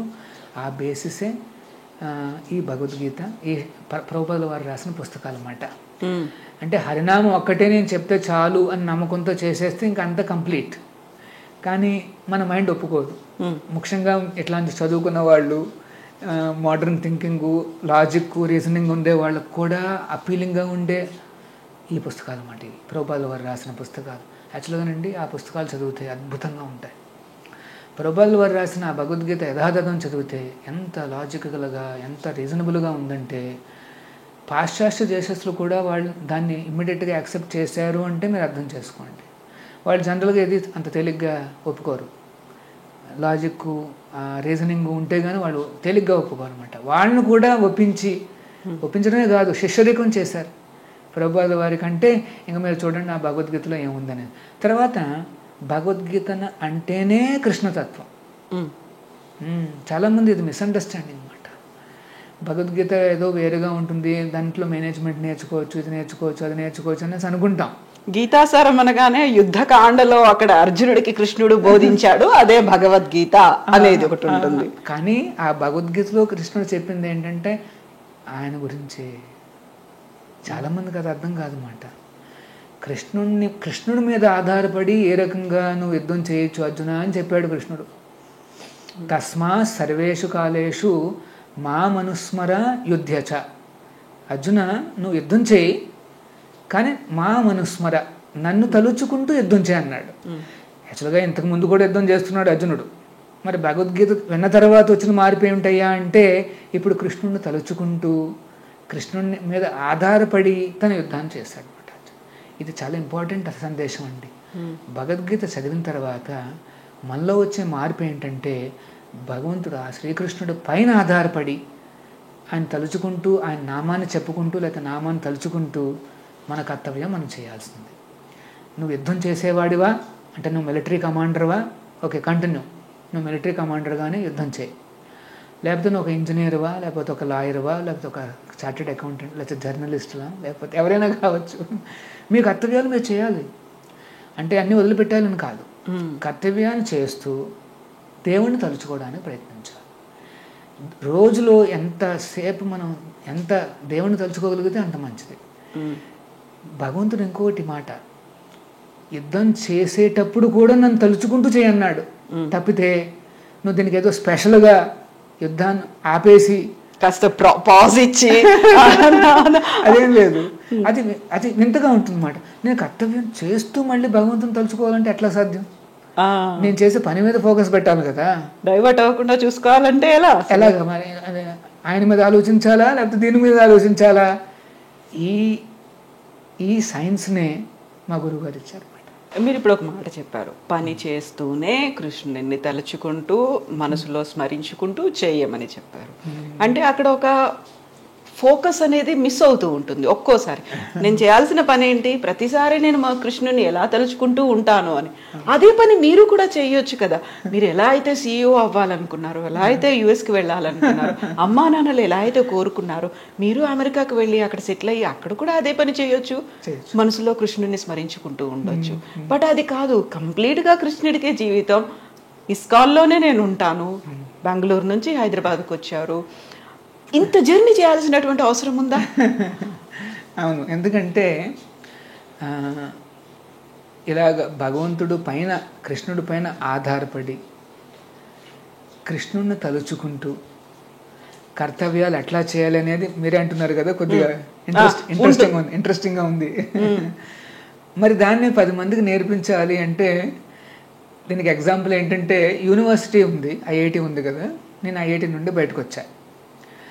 IIT నుండి వేలాది మంది స్టూడెంట్స్ బయటకు వస్తుంటారు, కానీ చాలా స్మాల్ పర్సంటేజు మళ్ళీ ఫ్యాకల్టీగా మళ్ళీ వెనక్కి వెళ్ళిపోతారు IITకి. నేను అట్లాంటి వాడిని అనమాట. మళ్ళీ వాళ్ళని తయారు చేయడానికి, IITians తయారు చేయించడానికి. అంటే నేను ఇస్కాను, హరే కృష్ణలో చదువుకున్నాను అనమాట, భగవద్గీత ఏమిటి, ఎలా నేర్చుకోవాలి ఇదంతాను. కానీ ఫ్యాకల్టీ కావాలన్న ఉద్దేశంతో మళ్ళీ నేను వెనక్కి వచ్చాను అనమాట. యాక్చువల్గా ఇది మన ఇస్కాన్ అనేది ఒక రకంగా చెప్పాలంటే ఎడ్యుకేషనల్ ఫోకస్. అంటే this is science of God. భగవంతుని చేరడము, భగవంతుని తలుచుకోవడము, ఆధారపడి బతకడము, ఇదొక సైన్స్ మాట. దర్ ఆర్ క్లియర్ స్టెప్స్ ఉన్నాయి. బయట కూడా సైన్స్లో అంటే ఏంటి, there is a clear process ఇస్తారు. అలాగే భగవంతుడి మీద ఆ ప్రేమ లేకపోతే ఆయన మీద డిపెండెన్స్ అనేది ఒక సైన్స్ మాట. ఇక్కడ what attracted me is that science మాట. సైన్స్ అనగానే వినిపించేది, సైన్స్ మనకు కనిపిస్తోంది, సైన్స్కి సంబంధించి ఒక ప్రక్రియ అనేది ఉంది, దాంట్లో రూపాలు మార్చుకోవడం కావచ్చు, ఒక ఎవిడెన్సెస్ అనేది ఉన్నాయి అనేది మీరు ప్రతిసారి భగవంతుడి గురించి చెప్పినప్పుడల్లా వచ్చే ప్రైమరీ ఫస్ట్ క్వశ్చన్ ఈజ్, సైన్స్కి ఆధారం ఉంది, దేవుడికి ఆధారం ఏముంది, కృష్ణుడికి ఆధారం ఏముంది, ఆయన బోధించినటువంటి గీతకు ఆధారం ఏంటి, యాక్చువల్గా దాన్ని మీరు ఫాలో అవుతూ జీవితాలని అంతా దానికి అంకితం చేయడం ఏంటి అనేది. నేను ఇదే ప్రశ్నలు నాకు వచ్చాయి. అందుకనే నేను చెప్పినట్టుగా ఫస్ట్ నేను ఎక్స్పెరిమెంట్ చేశాను అనమాట. భగవద్గీతలో ఒక శ్లోకాన్ని తీసుకుని నేను అందులో నిజంగానే లీనమయ్యాను అనమాట. కర్మణ్యేవాధికారస్తే మా ఫలేషు కదాచన మా కర్మఫల హేతుర్భు మాతే సంగోస్తు అకర్మణి. ఇది చాలా బాగుంది అనేసి నేను దాన్ని నా జీవితంలో ఇంప్లిమెంట్ చేశాను అనమాట. చేసిన తర్వాత నేను ఫలితాలు చూశాను. నా యొక్క మనస్తత్వము, నా యొక్క స్టెబిలిటీ, తర్వాత నా ఫ్రెండ్స్ యొక్క స్టెబిలిటీ, వాళ్ళ యొక్క మనస్తత్వం అన్నీ చూశాను అనమాట. వాళ్ళు ఫీల్ అయిన యాంగ్జైటీస్, వాళ్ళు ఫీల్ అయిన స్ట్రెస్సెస్, నాలో వచ్చిన ఆ చేంజెస్ అవన్నీ నేను గమనించాను అనమాట. అవన్నీ చూసిన తర్వాత నాకేమనిపించిందంటే, ఈ ఏన్షియంట్ ప్రిన్సిపల్స్లో ఏదో ఒక ఉంది, సమ్ స్టఫ్ ఈజ్ దేర్. ఇవేవో అంటే హియర్సే కాదు, అంటే ఏమిటంటారు అక్కడక్కడ ఎవరో చెప్పే గ్రామ్య కథలు కాదు ఇవన్నీ. There is something in this అనేసి నాకు అర్థమైంది అనమాట. ఆ రకంగా when I now look back and see, I can see there so many wonderful principles. భగవద్గీతను కనుక మనం చక్కగా అర్థం చేసుకోగలిగితే, ఈ రోజున పిల్లల్లో కానీ లేకపోతే యువకుల్లో కానీ ఇన్ని వ్యసనాలు, ఇన్ని రకాల టెన్షన్లు, లేదా ఇన్ని రకాల ఏమంటారు యాంగ్జైటీస్ అనేవి అన్నెసెసరీ. వారు కనుక ఈ భగవద్గీతను నేర్చుకుని ఉంటే ఆ సైన్స్ అనేది ఏంటనేది వాళ్ళకి అర్థమయ్యేది అనమాట. నేను మళ్ళీ చెప్తాను ఈ Bhagavad Gita context little bit I tell you. అర్జునుడు ఉన్నాడు కదా, ఆయన యోధుడు. ఆయన డ్యూటీ ఏంటంటే ఆయన ఫైటింగ్ చేయాలి. అప్పటి వరకు అర్జునుడికి ఫైటింగ్ ఎక్స్పీరియన్స్ లేదా? ఎన్నో ఫైటింగ్లు చేశాడు ఆయన. రక్తం చూడలేదా? చూశాడు. శత్రువుని చూశాడు, వాళ్ళ బలగాలను చూశాడు, పెద్ద పెద్ద అక్షోణులను చూశాడు. కురుక్షేత్ర యుద్ధం ముందు పరమశివుడి నుండి కూడా ఒక అస్త్రాన్ని సంపాదించిన ఘనాపాటి అర్జునుడు. పాశుపత అస్త్రాన్ని కూడా ఆయన సంపాదించుకున్నాడు. తన తండ్రి ఇంద్రుడి నుండి కూడా సంపాదించుకున్నాడు ఒక మంచి ఆయుధాన్ని. అన్ని దేవతామూర్తుల నుండి ఆయుధాలను సంపాదించుకుని అన్ని రెడీగా ఉన్నాడు అర్జునుడు. యుద్ధంలో ఆ ప్రదేశానికి వచ్చినప్పుడు ఎదురుగుండా ఉన్నాడు తన సొంత తాత భీష్మాచార్యులు. తనకి ఎన్ని నేర్పించిన సొంత గురువులు ద్రోణాచార్యులు. మనస్సులో ఎక్కడో కలుక్కుమంది, నేను వీళ్ళని చంపాలి. ఇప్పుడు వరకు జరిగిన యుద్ధాలు వేరు, వాళ్ళని తరిమేశాడు, అంతతో ఆపేశాడు. ఇంతకుముందు కూడా కౌరవులతో ఫైటింగ్ జరిగింది, విరాట పర్వంలో జరిగింది ఒకటి, తరిమేశాడు అంతే, ఎవరిని చంపల. ఇక్కడ ఏంటంటే అంతు తేల్చుకోవాలి, ఆ సైడ్ వాళ్ళు కానీ ఈ సైడ్ వాళ్ళు కానీ నెగ్గాలన్నమాట. అది ఇప్పుడు యుద్ధం. ఆ మనసులోకి ఆ భావాలన్నీ వచ్చాయన్నమాట. అయ్యో నేను చంపేయాలి. చిన్నప్పుడు ఏ తొడ మీద అయితే నేను ఆడుకున్నానో ఆయన నేను చంపాలి. ఎవరైతే నన్ను చిన్నప్పటి నుండి ఇలా బాణం వేయాలి అలా వేయాలని నేర్పించారో వాడి మీద నేను బాణం వేయాలి అనగానే మనసులో ఆ వీక్నెస్ వచ్చేసింది. వెంటనే తన బాణాన్ని గాంధీవాన్ని పక్కన పడేసి, నమ్ముతారో నమ్మరో, కళ్ళమ్మట నీళ్లు పెట్టుకుంటూ కూర్చున్నాడు అర్జునుడు. అంత పెద్ద యోధుడు. మరి భగవద్గీతలో కృష్ణుడు ఏం చెప్పుంటాడు? ఒక 30 నిమిషాలు జరిగింది అనుకోండి భగవద్గీత. అప్రాక్సిమేట్లీ 30-40 మినిట్స్లో అయిపోయింది భగవద్గీత అనేది. ఆ భగవద్గీత సంభాషణ సంస్కృతంలో జరిగింది. అది ఎంత తీయగా మాట్లాడుకున్నారు అంటే అది ఒక గీతంలా అనిపించడంతో దాన్ని భగవద్గీత అని పేరు అన్నమాట. సో సరే, అదంతా అయింది. ఆ భగవద్గీత పూర్తి కాగానే అర్జునుడు మళ్ళీ కాన్ఫిడెంట్గా నించున్నాడు. గాంధీవాన్ని పట్టుకున్నాడు, యుద్ధాన్ని చేశాడు. ఎవరినైతే చంపకూడదు అన్న భావన ఉండేదో వాళ్ళని తన కర్తవ్య నిర్వహణలో భాగంగా చంపడం జరిగిందన్నమాట. చివరికి విజయాన్ని సాధించాడు. మరి 30-40 నిమిషాల్లో ఏం జరిగింది? అదే కదా భగవద్గీత అంటే. కృష్ణుడు ఏమన్నా బాణాన్ని ఎట్లా పట్టుకోవాలని చెప్పాడా? అది ఆల్రెడీ తెలుసు అర్జునుడికి. అస్త్రాలు ఎట్లా సంపాదించాలి ఈ దేవతామూర్తుల నుండి అని చెప్పాడా? లేదు, ఎందుకంటే అది ఆల్రెడీ చేసుకున్నాడు అర్జునుడు. లేకపోతే రక్తాన్ని చూసి స్పృహ తప్పకుండా పడిపోకుండా ఎట్లా ఉండాలని నేర్పించాడు? కాదు, అది ఆయన తెలుసాను నేను. ఆరితేరిన నెంబర్ 1 హీరో అర్జునుడు. సో మరి భగవద్గీతలో చెప్పింది ఏమిటి? ఏం చెప్పాడంటే, అర్జున, నీకు బయట ఉండే శత్రువులను చంపడం తెలుసు, కానీ నీ లోపల ఉండే శత్రువులు ఉంటాయే వాటిని ఎట్లా చంపాలో, వాటిని ఎట్లా నువ్వు వాడుకోవాలో నీకు తెలియదు అని చెప్పి కృష్ణుడు అప్పుడు ఇచ్చిన ఏమంటారు ఆ సైన్సే ఈ భగవద్గీత అన్నమాట. మళ్ళీ అందరిలోనూ కోపం ఉంది కదా, ఆ కోపం ఎట్లా వస్తుందని చెప్తాడు కృష్ణుడు. ఆ కోపాన్ని ఎట్లా వాడుకోవాలి అని చెప్తాడు కృష్ణుడు భగవద్గీతలో. మన అందరిలోనూ అసూయలు అనేది వస్తుంటాయి అప్పుడప్పుడు. ఈ ఫోర్సెస్ అన్నిటినీ కూడా మనకి వ్యతిరేకంగా పనిచేసే బదులు మనకి కాస్త హెల్ప్ చేస్తే బాగుంటుంది కదా. కోపంతో సామ్రాజ్యాలే కూలిపోతాయి. మరి అట్లాంటి కోపం మనకు కానీ ఉపయోగపడితే ఎంత ముందుకు వెళ్ళొచ్చు? ఇది మాట భగవద్గీత అనే సైన్స్. నేను అదే అంటున్నాను అనమాట. ఈ సైన్స్ కానీ తెలిసి ఉండుంటే పిల్లల్లో, ఈ పెద్దల్లో, లేకపోతే ఎవరైనా ఆ ఎమోషన్స్ని మనం కాస్త మనకు ఉపయోగపడే విధంగా వాడుకోగలిగితే ఎంత చక్కగా పాజిటివ్గా వేగంగా మనం ముందుకు వెళ్ళొచ్చు మన జీవితంలో. అది అర్థం కాక ఈ లోన ఉండేవన్నీ కూడా మనిషిని హింసించి ఏమంటారు నిర్వీర్యం చేసేస్తున్నాయి. ఉదాహరణకి ఏదో కాస్త యాంగ్జైటీ ఏదో వస్తుంది, దాన్ని ఎట్లా హ్యాండిల్ చేయాలో అర్థం కాక, ఒక ఛాలెంజ్ ఏదో వస్తుంది జీవితంలో అర్థం కాక కొంతమంది ఏం చేస్తారంటే ఒక చిన్న ఎక్స్ట్రీమ్ స్టెప్ బాటిల్ తీసేసుకుంటాడు. అది కూడా సాధ్యం. లేకపోతే కాస్త తాగి పడుకుంటాడు, నేను మర్చిపోదాం అనేసి. కానీ మళ్ళీ లేవగానే మళ్ళీ ఆ సమస్యలన్నీ మళ్ళీ ముందుకు వస్తాయి. అంటే కృష్ణుడు అర్జునుడికి చెప్పిన విశేషమైన వాక్యం ఏమిటంటే, ఫేస్ ద ఛాలెంజెస్. పారిపోదు నువ్వు, యుద్ధ రంగంలో నీకేదో ఛాలెంజ్ వచ్చింది, you should face it, don't run అన్నాడు కృష్ణుడు. యూ హ్యావ్ టు ఫైట్ అన్నాడు అంతే, యుద్ధం చెయ్యి అన్నాడు. మరి తేడా ఏమిటి? మా మనుస్మర యుద్ధచ, నన్ను తలుచుకుంటూ నా మీద ఆధారపడుతూ నువ్వు చెయ్యి అర్జున అని అంటాడు అనమాట. అది చాలా ఇంపార్టెంట్. అంటే కృష్ణుని మీద ఆధారపడము, కృష్ణుని తలుచుకోవడం అంటే మనం డే టు డే లైఫ్లో కూడా మనం మన కర్తవ్యాలు చేస్తున్నప్పుడు కొన్ని నియమాలు నిబంధనలు భగవద్గీత నుండి మనం పాటించాలి. ఏం తినాలి, ఏం తినకూడదు, ఎలా పడుకోవాలి, పడుకోకూడదు, అట్లాంటివి కూడా ఉన్నాయి భగవద్గీతలో. ఆ నియమాలన్నీ కనుక మనం పాటిస్తూ మన జీవితంలో మన కర్తవ్యాలు కనుక చేయగలిగితే ఖచ్చితంగా మనం కూడా విజయాన్ని సాధిస్తాం అన్నమాట.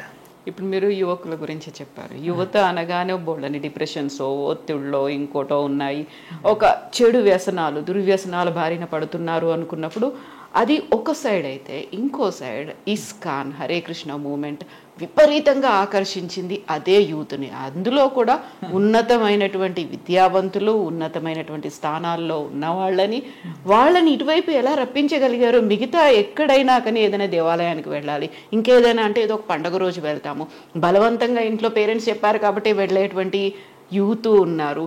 లేదా మనం ఎండ్ స్టేజ్ వచ్చినప్పుడు భగవద్గీత చదువుకోవాలి, ఇలాంటి కాన్సెప్ట్ కొన్ని ఏళ్లుగా అలా వచ్చింది. బట్ ఈ యూత్ని ఇటువైపు తీసుకురావడం, అందులోనూ మీరు చెప్పినట్టుగా పాశ్చాత్య దేశాల్లో ఉన్న వాళ్ళు మొదటిగా వచ్చిన తర్వాత మన వాళ్ళు కూడా ఇటువైపు రావడం, ఆ మ్యాజిక్ మంత్రం ఏంటి? మహామంత్రమేనా? ఈ మహామంత్రము మరియు భగవద్గీత వర్క్స్. భగవద్గీత చదివితే అందులో ఉండే ప్రిన్సిపల్స్ని ఇంప్లిమెంట్ చేస్తే ఫలితాలు వస్తున్నాయన్నమాట. ఇది ఆ కీ మాట. అందుకనే ప్రభుపాదుల వారు తన రాసిన వ్యాఖ్యానాలు రాసిన ఆ బుక్కి పేరేం పెట్టారు అంటే భగవద్గీత యథాతథము అన్నారు. యాజ్ ఇట్ ఈజ్ అన్నారన్నమాట. అంటే కృష్ణుడు చెప్పిన వాక్యాలను మనం యాజ్ ఇట్ ఈజ్గా అర్థం చేసుకుంటే దట్ విజ్డమ్ ఫ్రమ్ గాడ్, భగవంతుడి నుండి వచ్చిన ఆ విజ్డమ్ అనేది మనకి యాజ్ ఇట్ ఈజ్ లభిస్తే చాలా పవర్ఫుల్గా వస్తుంది అన్నమాట. అంటే చాలా పవర్ఫుల్గా ట్రాన్స్ఫర్మేషన్ అనేది సాధ్యం అన్నమాట. దాన్ని కానీ మనం డైల్యూట్ చేసేస్తే, అక్కడ ఉండే ఐడియాస్ మన ఐడియాస్ యాడ్ చేసేసి మనం డైల్యూట్ చేసేసాం అనుకోండి, ఆ ఇంపాక్ట్ అనేది తక్కువగా ఉంటుంది అన్నమాట. కానీ వేరే ప్రభుపాదుల వారు యథాతథంగా ఇంప్లిమెంట్ చేశారు కనుక ఆ ఇంపాక్ట్ అనేది మన ఫటాఫట్ మనం వస్తుందన్నమాట. సో ఇక్కడ ఏంటంటే లైఫ్కి ఒక ఫిలాసఫీ ఉండాలి. మన లైఫ్కి కూడా అంటే మన జీవితానికి ఒక ఫిలాసఫీ ఉండాలి. ఆ జీవిత ఫిలాసఫీయే ఈ భగవద్గీత అన్నమాట. అంటే నేను ఎవరిని, చివరికి నేనేం సాధించాలి, ఎటువంటి గోల్స్ ఉండాలి నాకు, తర్వాత నా కర్తవ్యాలను ఏ రకంగా చేయాలి, సంఘపరంగా నాకు ఉండే బాధ్యతలు, ప్రకృతి పరంగా ఉండే బాధ్యతలు, దేవుడి పరంగా ఉండే బాధ్యతలు, ఇవన్నీ నేర్పిస్తుంది. చూసారా? అంటే రెస్పాన్సిబుల్ సిటిజన్గా, ఒక రెస్పాన్సిబుల్ పర్సన్గా ఆ భగవద్గీత అనేది మనల్ని మౌల్డ్ చేస్తుందన్నమాట, తీర్చిదిద్దుతుందన్నమాట మనల్ని. అది భగవద్గీతలో ఉండే విశేషం. అందుకనే అంతమంది పాశ్చాత్య దేశస్తులు కానీ ఎడ్యుకేటెడ్ పీపుల్ కానీ పరివర్తన చూసి మరీ మారారన్నమాట. వాళ్ళందరూ ఎక్స్పెరిమెంట్ చేసిన వారందరూ కూడా అర్థమైంది చాలా బాగుంది, ఇందులో ఏదో ఉంది అనేసి దే టేకప్, అంటే చాలా సీరియస్గా తీసుకుంటారు అన్నమాట. ఇప్పుడు మనం ఇక్కడ కూర్చున్నటువంటి ఈ స్థలం, ఈ దేవాలయం ఫస్ట్ నిర్మించాలి అనుకున్నప్పుడు ఒక రకంగా యుద్ధ వాతావరణం లాంటి పరిస్థితులే కనిపించాయి. అక్కడ చూస్తే స్థానికుల, రాజకీయ నాయకుల, ఇక్కడ ఉన్నటువంటి ప్రతినిధుల, అధికారుల, ఇవన్నిటికి తోడు మీరు కూడా అదే తీవ్ర స్థాయిలో ఒక రకమైనటువంటి సంఘర్షణ, ఎలా అయితే మీరు ట్రాన్స్ఫార్మ్ అయ్యి ఇక్కడికి వచ్చారో ఇక్కడ కూడా అలాంటి వాతావరణం ఏర్పడ్డ తర్వాత ఇక్కడ స్వయంభూ లక్ష్మీనరసింహ స్వామి దేవాలయంలో ఫస్ట్ టైం ఒక గోల్డెన్ టెంపుల్ అనేది ఏర్పాటు జరిగింది. ఆ తర్వాత ఇక్కడే మనకి ఇంతకు ముందు కూడా హైదరాబాద్లోనే హ్యాబిట్స్లో ఒకటి ఉంది, సికింద్రాబాద్లో ఉంది, ఇక్కడ వచ్చిన తర్వాత మళ్ళీ అత్తాపూర్లో కూడా ఈ మధ్యన కడుతున్నారు. సో ఇవన్నీ ఇంటర్లింక్డ్గా ఉన్నాయి అంటే కాదు, సపరేట్ ఎంటిటీలుగా ఉంటాయి. ఒకదానికి ముంబై కేంద్రం అవుతోంది, ఇంకొక దానికి అమెరికా కేంద్రం అవుతోంది, ఇంకోటి కోల్కతాతో సంబంధం ఉంటుంది. ఇలా ఎందుకు డిఫరెంట్గా మళ్ళీ మీరు ఇక్కడ దీనికి ప్రెసిడెంట్గా ఉన్నారు. అండ్ అక్షయ పాత్రని అందరూ ఓన్ చేసుకుంటారా? ఎలా ఉంటుంది ఈ మీరు ఇంతకుముందు అన్నట్టుగా డీసెంట్రలైజేషన్ అన్నారా, లేకుంటే ఎవరికి వాళ్ళకే ఇచ్చేసారా? వాళ్ళే చూసుకోవాల్సినటువంటి అవసరం ఉంటుందా? బాధ్యతలు. యా సో అంటే మా పేరెంట్ టెంపుల్ అది ఇస్కాన్ బెంగళూరు. సో ప్రభుపాదుల వారి ఫిలాసఫీ ఏంటంటే ఒక చిన్న టీం, 4-5 అట్లాగా పేరెంట్ దేవస్థానం నుండి ఇట్లాంటి సిటీకి, హైదరాబాద్ సిటీకి వచ్చాము. మేము ఇనిషియల్గా వచ్చినప్పుడు మేము 6 కానీ 7 కానీ ఉంటాం అంతే. సో ఫస్ట్ మేము ఒక అద్దెంట్లో ఉంటాం. సో ఇక్కడ దగ్గరలోనే ఒక అద్దెంట్లో ఉన్నాం మేము. 6 నెలల పాటు పేరెంట్ టెంపుల్ అనేది మాకు సపోర్ట్ ఇస్తుంది. ఆ తర్వాత మేము వింగ్స్ వస్తాయి, మేము ఎగరాలన్నమాట. చూసారా, ఎంటర్ప్రినర్షిప్ అనేది ఇప్పుడు కాన్సెప్ట్ కాదు. మా గురువుగారు విశ్వగురువు గారు ఆయన ఇచ్చారు. ప్రభుపాదుల వారు చెప్పిన కాన్సెప్ట్ ఇది 60s. సో ఆ ఒరిజినల్ టీం అనేది గ్రాడ్యువల్గా ఈ ప్రచారం చేస్తూ కొంతమంది భక్తులు రావడంతో వాళ్ళ సహకారంతో క్రమక్రమంగా ఇక్కడ దేవస్థానాన్ని కట్టడానికి మేము సంకల్పం తీసుకున్నాం అన్నమాట. అలా తీసుకున్న తర్వాత ప్రతి ప్రాజెక్టుకి ఆటంకాలు వచ్చినట్టుగా మాకు కూడా వచ్చాయి, కాస్త ఎక్కువగా వచ్చాయి. చాలా పవర్ఫుల్ పీపుల్ కూడా చాలా ముందుకు వచ్చారు, అంటే మాకు ఎగనెస్ట్గా వచ్చారన్నమాట. సో మేమేంటంటే సేమ్ భగవద్గీత ప్రభుపాదుల వారు చెప్పిన ఆ ప్రిన్సిపల్స్ ఆధారంగానే ముందుకు వెళ్ళాం. సో కృష్ణుడు పరీక్షించాడు అనుకున్నారా, లేకపోతే కృష్ణుడి మీద భారం వేసేసాము ఆయనే చూసుకుంటాడు అనుకున్నారా? కృష్ణుడి మీద భారం వేసి ప్రభుపాదుల వారు ఇచ్చిన ఒక గైడెన్స్ ఏంటంటే ఎవరైనా శత్రువు అయినా సరే ఆ మనిషిని, ఆ శత్రువుని మనం ద్వేషించకూడదు. హృదయంలో ద్వేషం లేకుండా ఫైటింగ్ చేయాలి. ఇది మాట ఛాలెంజ్. సో ఇవన్నీ మేము నేర్చుకుంటాం అన్నమాట. ఈ సంస్థలో హరే కృష్ణలోకి రాగానే how we can use all these emotions for మన పని కోసం అనేసి అన్నమాట. అంటే ద్వేషం లేకుండా, మనిషి పైన ద్వేషం లేకుండా, వాడు చేస్తున్న పని మంచిది కాదు, దానికి మనం ఫైటింగ్ చేయాలి, కానీ మనిషి మీద ద్వేషాన్ని పెంచుకోకూడదు. ఇది మాట ఛాలెంజ్. మేము అదే ప్రిన్సిపల్స్ మేము వాడుకున్నాం. మేము ఎప్పుడు కూడా ఆ మనిషి మీదకి డైవర్ట్ కాలేదు. మా పని మీదే ఫోకస్. ఏమిటి, ఇక్కడ దేవస్థానం నిర్మించాలి అంతే. వాడు ఇది చేస్తున్నాడు, అది చేస్తున్నాడు, మన జైల్లో పెట్టించండి, ఇది చేయండి, అది చేయండి అనేసి చాలామంది మాకు చెప్పేవారు అన్నమాట.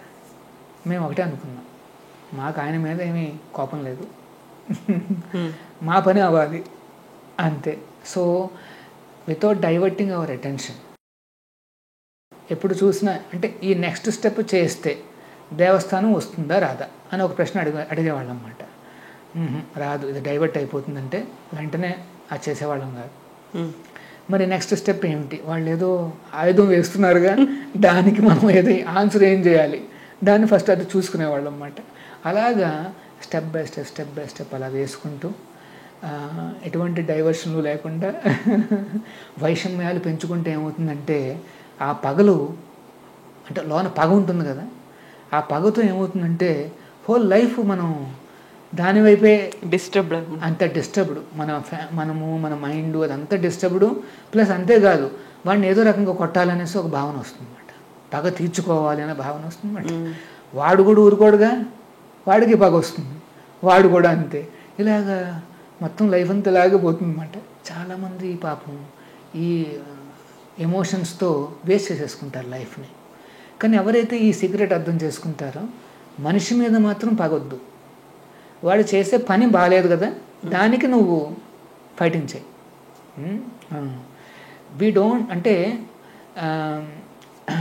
వాడి ఇగ్నోరెన్స్ని మనం అటాక్ చేస్తాం తప్పితే మనిషిని మాత్రం గౌరవంగానే చూసుకుంటాం. ఆ ఫైటింగ్లో వచ్చినా సరే మేము గౌరవంగానే చూసుకునేవాళ్ళం, కానీ ఆ ఇగ్నోరెన్స్ మాత్రం మేము ఒప్పుకోం. మీ ప్రపోజల్ మాకు ఇష్టం లేదు, సరే దట్ ఐ విల్ ఫైట్, కానీ మీరు మాత్రం మాకు గౌరవం ఉంది మాకు అట్లా అన్నమాట. అంటే ఆ రకంగా మనం మనస్సును కానీ ట్రైనింగ్ అప్ ఇస్తే మనుషులను ఎప్పుడూ గౌరవంగానే చూసుకుంటాం. మన మీదకి వస్తున్న ఇగ్నోరెన్సు ఏదైతే అది అటాక్ ఉందో దాన్ని మనం చక్కగా ఫోకస్ చేసి మనం దాన్ని నలిఫై చేయొచ్చు అన్నమాట. చాలామంది ఇది చిన్న చిన్న సీక్రెట్లు అర్థం కాక ఏం చేస్తారు అంటే మొత్తం లైఫ్ అంతా కూడా ఆ పగ తీర్చుకోవడానికే వాళ్ళు వెచ్చిస్తారన్నమాట. మాకు ఏం ఉండవు. ఒకడు ఎవడైనా వచ్చినా సరే మీదకి వచ్చినా సరే దాన్ని ఎలా హ్యాండిల్ చేయాలని హ్యాండిల్ చేసి ఈ లోపల వాడి మీద ఏం పగ పెట్టుకోం. చూసారా, ఆ ఇన్సిడెంట్ అది అయిపోయిందంటే క్లోజ్, మళ్ళీ నెక్స్ట్ మన ఫోకస్ నెక్స్ట్ దాని మీద. అట్లా భక్తులు చాలా ఫోకస్డ్గా ఉంటారు అన్నమాట. ఇవన్నీ మీరు నేర్చుకోవచ్చు భగవద్గీత ద్వారా. ఇవన్నీ అందరూ నేర్చుకోవచ్చు. ఆ ఇన్సిడెంట్కి ఎంత కావాలో అంతే. ఆ తర్వాత మాది ఓవర్, నెక్స్ట్ ఫోకస్ నెక్స్ట్ దాని మీద. దానికి కావాలంటే పోలీస్ స్టేషన్కి వెళ్తామా, న్యాయస్థానాలకు వెళ్తామా, కావాల్సినటువంటి రక్షణ తీసుకుంటామా, సెక్యూరిటీ కోరుకుంటామా. అంటే మేము సొంతంగా లా అనేది మేము చేతిలో తీసుకోం. అంటే ఏదైతే ఫెసిలిటీస్ ఉన్నాయో గవర్నమెంట్ ద్వారా కానీ లేకపోతే మనకు హక్కులు ఉంటాయి కదా. ఒక సిటిజన్గా నాకు ఏదైతే హక్కులు ఉన్నాయో లేకపోతే ఒక ఇన్స్టిట్యూషన్కి ఏదైతే హక్కులు ఉంటాయో వాటి ద్వారానే మేము ప్రయత్నం చేస్తాం అన్నమాట. చేసేటప్పుడు ప్రతిరోజు మేము ప్రార్థిస్తాం, కృష్ణుని ప్రార్థిస్తాం. కృష్ణ నెక్స్ట్ స్టెప్ ఏంటో నాకు ఐడియా లేదు, ఇప్పుడు వెళ్ళి కమిషనర్తో మాట్లాడాలి, ఏం మాట్లాడాలి అని కూడా మాకు ఐడియా లేదు. ఎందుకంటే మేము అందరం కొరగాళ్ళం, మాకేం పెద్ద పెద్ద ట్రైనింగ్లు అంటూ లేవు. మేము చదివింది సాఫ్ట్వేరు, చేస్తుంది వేరు. సో భగవంతుని ప్రార్థించి నువ్వు అందరి శరీరంలోనూ ఉన్నావని చెప్పావే భగవద్గీతలో, తర్వాత నీ పనే కదా ఇది, నీ పని చేస్తుంటే నేను బుద్ధియోగం దదామితం అంటాడు కృష్ణుడు, నేను మీకు ఇంటెలిజెన్స్ ఇస్తానంటాడు. ఇంకా నీ చేతిలో ఉంది, ఏ ఇంటెలిజెన్స్ ఇస్తే ఆ ఇంటెలిజెన్స్తో మేము వాడుకుని అక్కడ ఇంటెలిజెంట్గా మాట్లాడగలుగుతామని చెప్పి వెళ్ళేవాళ్ళము. చాలా మంచి ఐడియాస్ వచ్చేవి. యాక్చువల్గా నాకు మన ప్రభువులు ఉన్నారు కదా, అవలోచన ప్రభు, ఇద్దరం కూడా చాలాసార్లు వెళ్ళి చాలామందిని కలిసేవాళ్ళం అన్నమాట.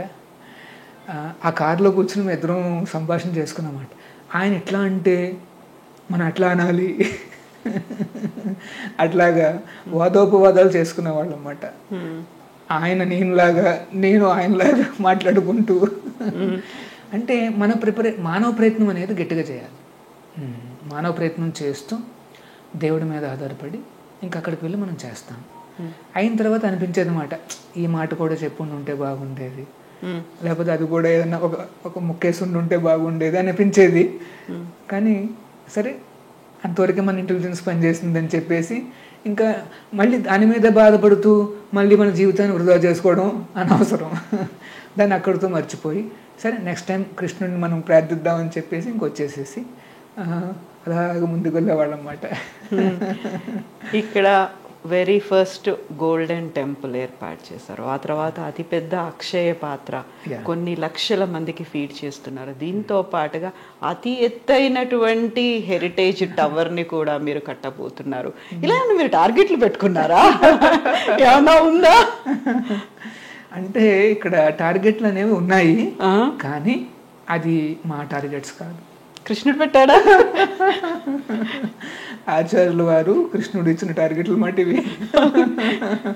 అంటే ఎట్లా జరుగుతుందంటే ఇప్పుడు ఈ దేవస్థానం నిర్మిస్తున్న సమయంలోనే ఆ టవర్కి చెందిన బీజాలు అనేవి వచ్చాయన్నమాట. అంటే వీవర్ ఆ డైరెక్షన్లో వెళ్తూ వెళ్తూ వెళ్తూ ఉంటే ఆ ఆలోచన, ఆ ఐడియా అనేది ఉద్భవిస్తుంది అన్నమాట. ఇదంతా భగవంతుడి సంకల్పతం. ప్రభుపాదుల వారు, గురువులు, కృష్ణుడు మాతో పాటు ఎల్లవేళలా ఉన్నారన్న నమ్మకం మాకు. ఆయన వాక్యాల మీద మేము నడుస్తున్నాం కనుక వారు మాతో పాటే ఉన్నారు. సో నెక్స్ట్ స్టెప్స్ ఏమిటనేసి వాళ్ళే చెప్తారన్నట్టుగా నమ్మకం అన్నమాట. సో ఈ టెంపుల్ కడుతున్న టైంలో కొన్ని రకాల అబ్స్ట్రక్షన్స్ వచ్చాయి, అవాంఛనీయ సంఘటనలు జరిగాయి. వాటి నుండి ఉద్భవించిందన్నమాట ఒక ఆలోచన, అక్కడ ఏమన్నా చేస్తే బాగుంటుంది అనేసి. ఫస్ట్ మేము మాకు అక్షయపాత్రను పెట్టడానికి ఇక్కడ స్థలం ఎక్కడ అనేసి మేము ఆలోచించాము. సిటీలో స్థలము అంటే అసాధ్యము. సరే చూద్దామనేసి మేము అలాగా తిరుగుతూ ఉంటుంటే అప్పుడు ఆ నార్సింగి కోకాపేటలో అక్కడ ఒక చక్కటి పవిత్రమైన ఒక గోశాల ఉంది. దాన్ని మేనేజ్ చేసే వాళ్ళందరూ చక్కటి భక్తులు మాట. వాళ్ళని అడిగామాట ఒక చిన్న ప్రదేశం ఇస్తే మేము ఇట్లాగా ఒక అక్షయ పాత్రను కట్టి ఒక వేలాది మందికి మేము భోజనాలు పెట్టగలుగుతామని చెప్తే వారు కూడా చాలా ఆలోచించి సరే మంచి పనే కదా అని చెప్పి మాకు లీజుకి ఒక చిన్న ల్యాండ్ ఇచ్చారన్నమాట. అప్పట్లో అందరూ నాకేం చెప్పారు అంటే, ఏంటండి అంత దూరంగా ఎక్కడో మీరు ఆ కిచెన్ పెట్టడం ఏంటి, ఒక పురుగు కూడా వెళ్ళదు ఆ ప్రదేశానికి అని చెప్తే, సరే నాయన మనకి ఆప్షన్స్ లేవు, అంటే ఏమంటారు అడుగునేవాడికి ఆప్షన్స్ ఏముండవు.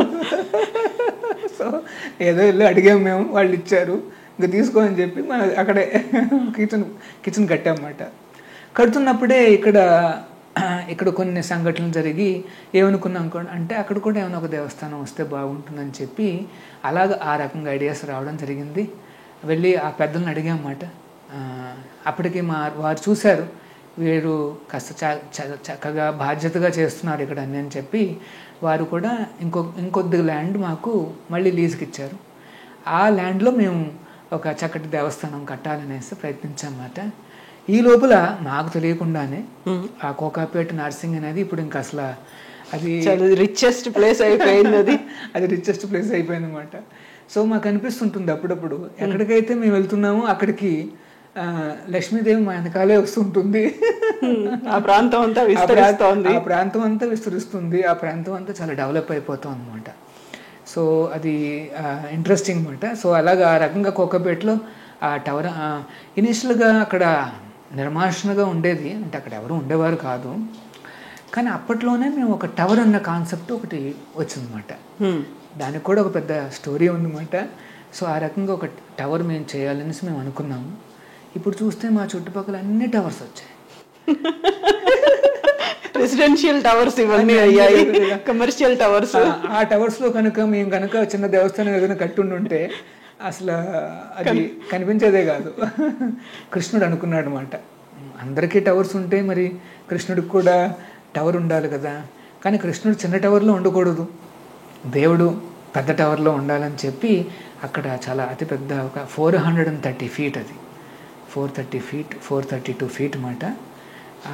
అంత ఆ ఫీట్లో ఉండే విధంగా ఈ దేవస్థానం కట్టబోతున్నాం. అక్కడ శ్రీకృష్ణుడిని ప్రతిష్ఠించి హెరిటేజ్ టవర్ గురించి ఒక చిన్న వాక్యం చెప్తాను. ఒక 4 క్షేత్రాలని మేము అక్కడ నిర్మించబోతున్నాం అన్నమాట. మన తిరుమల తిరుపతి ఇన్స్పిరేషన్తో నా చిన్నప్పటి నుండి కొలిచిన దేవుడు ఆ శ్రీనివాసుని అక్కడ తిరుమల శ్రీనివాసుడు. అంతేకాకుండా బృందావనం రాధాకృష్ణులు, అయోధ్య సీతారామ లక్ష్మణ హనుమంతుడు, అలాగే మాయాపురం అని ఉంటుంది వెస్ట్ బెంగాల్లో, అక్కడి నుండి గౌర చైతన్య మహాప్రభులు వారు గౌర నితాయలు అంటారన్నమాట. వారిని ఇలాగ 4 క్షేత్రాలను అక్కడ మేము ప్రతిష్ఠించబోతున్నాం అన్నమాట. అంతేకాదు ఒక ఫ్యామిలీ వస్తే ఒక 2 గంటల పాటు అక్కడ చక్కగా దర్శనాలు చేసుకోవచ్చు. ఎన్నో రకాలుగా ఫెసిలిటీస్ ఉంటాయి.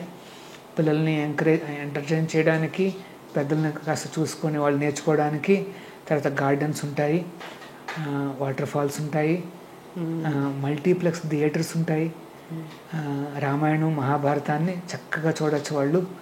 అట్లాంటి అన్నీ కూడా ఏర్పాటు చేస్తున్నాం అన్నమాట. ఇప్పుడు ఒక డౌట్, మీరు అంత పెద్ద హెరిటేజ్ టవర్ని కడుతున్నారు, 432 అడుగులు అంటే 100 కోట్లు అవుతుంది, ఖచ్చితంగా అవుతుంది. ఇక్కడేమో మీరు మానవ సేవ మాధవ సేవ అంటూ 5 రూపాయలకే భోజనాన్ని అందిస్తున్నారు. అక్షయ పాత్ర ద్వారా హాస్పిటల్స్, స్కూల్స్, ప్రతి చోటికి ఫుడ్ వెళ్తోంది. ఇవన్నీ మీరు చేస్తున్నప్పుడు అన్ని 100 కోట్లని ఒక హెరిటేజ్ టవర్ అంటూ దివ్యక్షేత్రాలు ఇన్ని పెట్టాల్సినటువంటి అవసరం ఉందా? మళ్ళీ అంత డబ్బు మీ దగ్గర ఎక్కడుంది? యూజువల్గానే మనం స్వామినారాయణ అనగానే చాలా రిచెస్ట్ టెంపుల్స్ అనేవి కనిపిస్తాయి. అలా ఇస్కాన్ దగ్గర కూడా 100 కోట్ల డబ్బులు ఉన్నాయి, వాడికి డబ్బుకి కొదవలేదు అనే మాట. అది చూపించడానికైనా టవర్ అనేది వినిపించింది కదా. మీరు దీన్ని ఎప్పుడైతే ప్రారంభిస్తున్నారో, ఎప్పుడైతే శంకుస్థాపన జరిగిందో ఆ కాలంలో అనిపించింది కదా. ఈ మాటలు విన్నారు కదా మీరు కూడా. ఇస్కాన్ దగ్గర అంటే వీళ్ళ దగ్గర చాలా పెద్ద డబ్బులు ఉంటాయనేసి నేను చెప్పాను కదా, మేము ఎట్లా మొదలు పెట్టామేమో మా జర్నీ ఇక్కడ అనేసి 6 నెలలు రెంట్ తీసుకుంటూ రెంటెడ్ బిల్డింగ్ను ప్రారంభించామన్నమాట. అంటే ఏ లొకేషన్లో వాళ్ళు ఆ లొకేషన్లోనే ప్రచారం చేస్తూ అలా గుడ్ విల్ సంపాదించి సమాజానికి సేవలు అందించి భక్తులు ముందుకు వస్తే ఆ భక్తుల సహకారంతోనే మేము ఆ దేవస్థానాలు కడతామన్నమాట. మరి అంత పెద్దది ఎందుకు అనుకున్నారు అంటే, ఎందుకంటే మన హైదరాబాద్ సిటీ అంత పెద్దది కనుక. అంత పెద్ద సిటీలో భగవంతునికి అంత పెద్ద దేవస్థానం ఉండాలి అన్న ఆలోచనతో మేము ప్రారంభించాం. భగవంతుడి అనుగ్రహంతో చాలామంది భక్తులు ముందుకు వస్తున్నారు. ఇప్పుడు ఆ దేవస్థానం కూడా నిర్మాణం కాస్త వేగంగానే నడుస్తుంది, ఘనంగా కూడా జరుగుతుంది. సో మా దగ్గర డబ్బులు లేవు, తర్వాత మాకు ఇండివిజువల్గా కూడా ఏం డబ్బులు ఉండవు. పర్సనల్గా మాకు ఎటువంటి అకౌంట్స్ కానీ డబ్బులు కానీ ఉండవు అన్నమాట. కానీ కృష్ణుడు, నారాయణుడు అంటే లక్ష్మీదేవి అందరూ మాతో పాటే ఉన్నారు. సో భగవంతుడి అనుగ్రహంతో ఆయన ఇన్స్పైర్ చేస్తున్నాడు భక్తుల్ని. చాలామంది భక్తులు ముందుకు వచ్చి వారు కూడా సహాయం చేస్తున్నారు అన్నమాట. సో ఆ రకంగా అందరూ ముందుకు వస్తే మేము త్వరగా దాన్ని తయారు చేస్తే, చూడండి ఇక్కడ చిన్న దేవస్థానం నుండి ఎన్ని రకాలుగా సమాజ సేవలు అందించగలిగాం. ఒకవేళ పెద్ద దేవస్థానం చేస్తే దిస్ విల్ బి 10 times. ఇప్పుడు ఏదైతే మాకు లిమిటేషన్స్ ఉన్నాయో, స్పేస్ కావచ్చు, రిసోర్సెస్ కావచ్చు, మ్యాన్ పవర్ కావచ్చు, అదన్నీ కావచ్చు, అంత పెద్ద దేవస్థానానికి అయితే అవన్నీ కూడా 10 times మల్టిప్లై అవుతాయి అన్నమాట. Our resources will multiply. అప్పుడు మేము ఏం చేస్తామంటే సమాజానికి ఇంకా బాగా సేవలు అందించవచ్చు అన్నమాట. ఇప్పుడు ఏదైతే 2 లక్షలు 3 లక్షలు అట్లాగా మేము ఆ మీల్స్ అనేవి సప్లై చేస్తున్నామో, అప్పుడు మేబీ 10 లక్షలు 15 లక్షలు మేము సప్లై చేయొచ్చు అన్నమాట. సో ఒక రకంగా చెప్పాలి అంటే మాలో కూడా ఒక ఆధ్యాత్మికమైన గ్రీడ్ అనేది ఉంది మాట. ఇంకా చెయ్యాలి అని ఆ కోరిక అసలు తీరట్లేదా? ఇంకా ఇంకా ఇంకా ఇంకా అనేది ఉందా? మాకేం రాదు, ఇంతకు మించి ఇంకేదో ఉంది చెయ్యాలి అనే ఒక తపనమాట. ఈ తపన ఎక్కడి నుండి వచ్చిందంటే సాక్షాత్తు మా గురువుల దగ్గర నుండి. ఆయనలో ఆ తపన ఉందన్నమాట. ఆ విశ్వగురువులైన ప్రభుపాదుల వారు ఆ తపనను మాకు అందరికీ ఒక రకంగా చెప్పాలంటే అందించారు. ఈ మా సంప్రదాయంలో ఉండే ఒక విశేషమైన విషయం ఏంటంటే ఇదేమాట, ఆ తపనని మాకు ఆయన అందించారన్నమాట. సో అందుకని ఎవరైతే ఆయన పుస్తకాలు చదువుతారో, ఆయన దగ్గర ఆశ్రయం తీసుకుంటారో, వాళ్ళు అందరిలోనే ఈ తపన వస్తుందన్నమాట. అంటే భగవంతుడికి కృష్ణుడికి ఏదో ఒకటి చేయాలి అనేసి ఆయన ఒక తపన అన్నమాట. సాధారణంగా ఇప్పుడు మనం కూడర్లలో కనిపించినప్పుడు ఇంత చేస్తోంది ఇస్కాన్, అటు విద్యాదానం చేస్తోంది, ఇటువైపు అన్నదానం చేస్తోంది, మిగతా సేవా కార్యక్రమాలు ఇవన్నీ చేస్తూ కృష్ణతత్వాన్ని విశ్వవ్యాప్తం చేయాలని ఇంత చేస్తూ ఉన్నప్పుడు, ఇక్కడే కూర్చొని మీరు ఇంత బోధనలు ప్రవచనాలు ఇన్ని చేసినప్పటికి కూడా మనకి జంక్షన్స్ ఉంటాయి. అక్కడ ఇస్కాన్ తరఫున వాలంటీర్స్ భగవద్గీతను పట్టుకొని ఆ టైంలో అక్కడ వాళ్ళని చూడడము అనేది ఒక్కసారి అవునా అవసరమా ఇది అనేది అనిపిస్తుంది. మిగతా వాళ్ళు ఎవరైనా ఇంకేదైనా కమోడిటీస్ తీసుకొని వచ్చారు అనుకుంటే వాళ్ళలాగా భగవద్గీతను కూడా ఆ సమయంలో అక్కడ తీసుకొని రావడం ఎందుకు? అది నాకు చూడగానే ఒక రకంగా అనిపించేది. అంటే మనం అక్కడ ట్రాఫిక్ పడింది, సిగ్నల్ పడింది, మనం కాసేపు ఆగాము, ఎవరో ఇంకేదో ఐటమ్స్ తీసుకొని వస్తారు, భగవద్గీతను కూడా అలా పట్టుకొస్తున్నారే ఎందుకలా అనేది ఒకటి అనిపిస్తుంది కదా. ఏంటి దాని వెనకాల? అంటే సమాజపరంగా వచ్చే ఈ మార్పులను మేము గమనిస్తూ ఉంటాం. ఇప్పుడేంటి సమాజంలో అందరూ కూడా చాలా వాళ్ళ లైఫ్ స్టైల్ అనేది చాలా వేగవంతమైంది. Face is more. అందరూ ఉరుకులు పరుగులతో వెళ్తుంటారు అన్నమాట. ఒకవేళ ఇంట్లో కలుద్దాము అంటే వారి ఇంట్లో కూడా ఉండరు, అంత తేలిగ్గా లభించరు అన్నమాట. సో అందుకనే ముఖ్యంగా ఈ నవంబరు, డిసెంబరు, జనవరి ఈ సమయాలలో అంటే మొత్తం ప్రపంచం అంతా కూడా కొన్ని హాలిడేస్ ఉంటాయి. సో మేమేం చేస్తామంటే ఈ హాలిడేస్లో ఎంత వీలైతే అంతమందికి ఇట్లాంటి భగవద్గీత ఉంది అని మేము చెప్తామన్నమాట. సో మీరు చూసిన ఫినామినా ఇండియాలో ఒకటే కాదు, మొత్తం ప్రపంచంలో జరుగుతుంది ఇదంతా. అంటే అది ట్రాఫిక్ సిగ్నల్ కావచ్చు, లేకపోతే ఇంట్లో కావచ్చు, షాపింగ్ మాల్స్ కావచ్చు, ఆఫీసులో కావచ్చు. అంటే వాళ్ళ వేగవంతమైన ఆ లైఫ్లో కూడా వాళ్ళని ఒకసారి ఆపి, మీకు ఇలా భగవంతుడు ఉన్నాడు, భగవద్గీత ఉంది, జీవితంలో కొద్దిగా వీటి మీద కూడా కాస్త ఫోకస్ రావాలి, ఆధ్యాత్మికంగా కొంత సమయాన్ని మీరు వెచ్చించాలి అన్న ఒక పదాన్ని చెప్పగలిగితే వాళ్ళలో మార్పులు రావచ్చేమో. ప్రయత్నం అన్నమాట. ఒక పుస్తకం కనుక వాళ్ళ ఇంటికి చేరితే ఎవరో ఒకళ్ళు చదువుతారు కదా అన్న ఒక భావన. ఆ రకంగా ఈ డివోటీస్లో ఒక తపనమాట.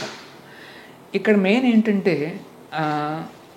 మేము ఆ పుస్తకం ఇస్తాము, కొంత డబ్బు కూడా తీసుకుంటాము, అది జస్ట్ ఆ ప్రింటింగ్ కాస్ట్లకి రికవరీ కోసం అంతే. అది తీసుకుని ఇంకొక పుస్తకం ప్రింట్ చేసి ఇంకొకరికి ఇవ్వచ్చు. దిస్ ఈజ్ అ చైన్ అన్నమాట. అట్లా నడుస్తూ ఉంటుంది బండి, ఆ సర్కిల్ అలా కొనసాగుతూ ఉంటుంది అన్నమాట. సో ఆ రకంగా ఈ పుస్తకాలు అనేవి ఇప్పటికీ మేము చూస్తే ప్రభుపాదులు రాసిన భగవద్గీత అనుబంధిత పుస్తకాలన్నీ చూస్తే 50 కోట్లకు పైగా మొత్తం ప్రపంచంలో మేము ఇచ్చామన్నమాట అంతమందికి. 50 కోట్లకు పైగా అంటే అన్ని ఫ్యామిలీసు అన్ని చేతుల్లో ఉన్నాయన్నమాట ఆ పుస్తకాలు. ఏదో ఒక రోజున చదువుతారు. జీవితంలో కొద్దిగా ఆటుపోట్లు వచ్చినప్పుడు, లేకపోతే సంతోషం వచ్చినప్పుడు, ఎప్పుడైనా సమయం ఉన్నప్పుడు, ఖాళీగా ఉన్నప్పుడు, వృద్ధాప్యమో లేకపోతే డిసీజో వాటెవర్ ఆ పుస్తకం కనిపిస్తే ఓకే ఏదో ఒకటి ఓపెన్ చేసి చూద్దామన్న భావన వస్తుంది కదా. అది ఆ రకంగా చదివితే అట్లీస్ట్ ఒక 2-3 సెంటెన్సెస్ అన్న లోనకి వెళ్తే వాళ్ళల్లో కాస్త ఆ భక్తి, ఆ భావన, ఆ దేవుడు అన్న చింతన వస్తుందని చెప్పి స్ఫూర్తి ప్రేరణ కలిగించడానికి మీరు ఈ ఇస్కాన్లోకి ఎంటర్ అయ్యి ఈ బ్రహ్మచర్య దీక్ష తీసుకొని ఇప్పటికి 28 ఏళ్ళు అవుతోంది. 28 ఏళ్లకు ముందు మీరు ఆ తర్వాత సత్యగౌర చంద్రదాస ప్రభుజీ అయిన తర్వాత మీరు ఏవో ఉంటాయి కదా, నేను అనుకున్నాను ఏదో ఇలా జీవించాలనుకున్నాను, కొన్ని టార్గెట్స్ కొన్ని గోల్స్ పెట్టుకో, ఇక్కడికి వచ్చిన తర్వాత అయ్యో అనే ఒక మాట, ఒక క్షణం ఎప్పుడైనా ఇలా కాకుండా ఉంటే ఎప్పుడైనా అనుకున్నారా? ఎప్పుడు అనుకోలేదు, అనిపించలేదు. ఎందుకంటే నేను చెప్పాను కదా మా గురువుగారు ఇచ్చిన ఆ తపన. ఏమిటా తపన? ఏదో ఒకటి చేయాలి కృష్ణుడికి. ఇప్పుడు ఒక టవరు, ఆ తర్వాత ఇంకొక 10 మందికి భోజనాలు, ఇంకొక 10 ఈ పరోపకారార్థం అన్న ఆ భావన, ఆ తపన అది అంత గట్టిగా ఉంటుందంటే ఎవరు కూడా ఫీల్ కారు.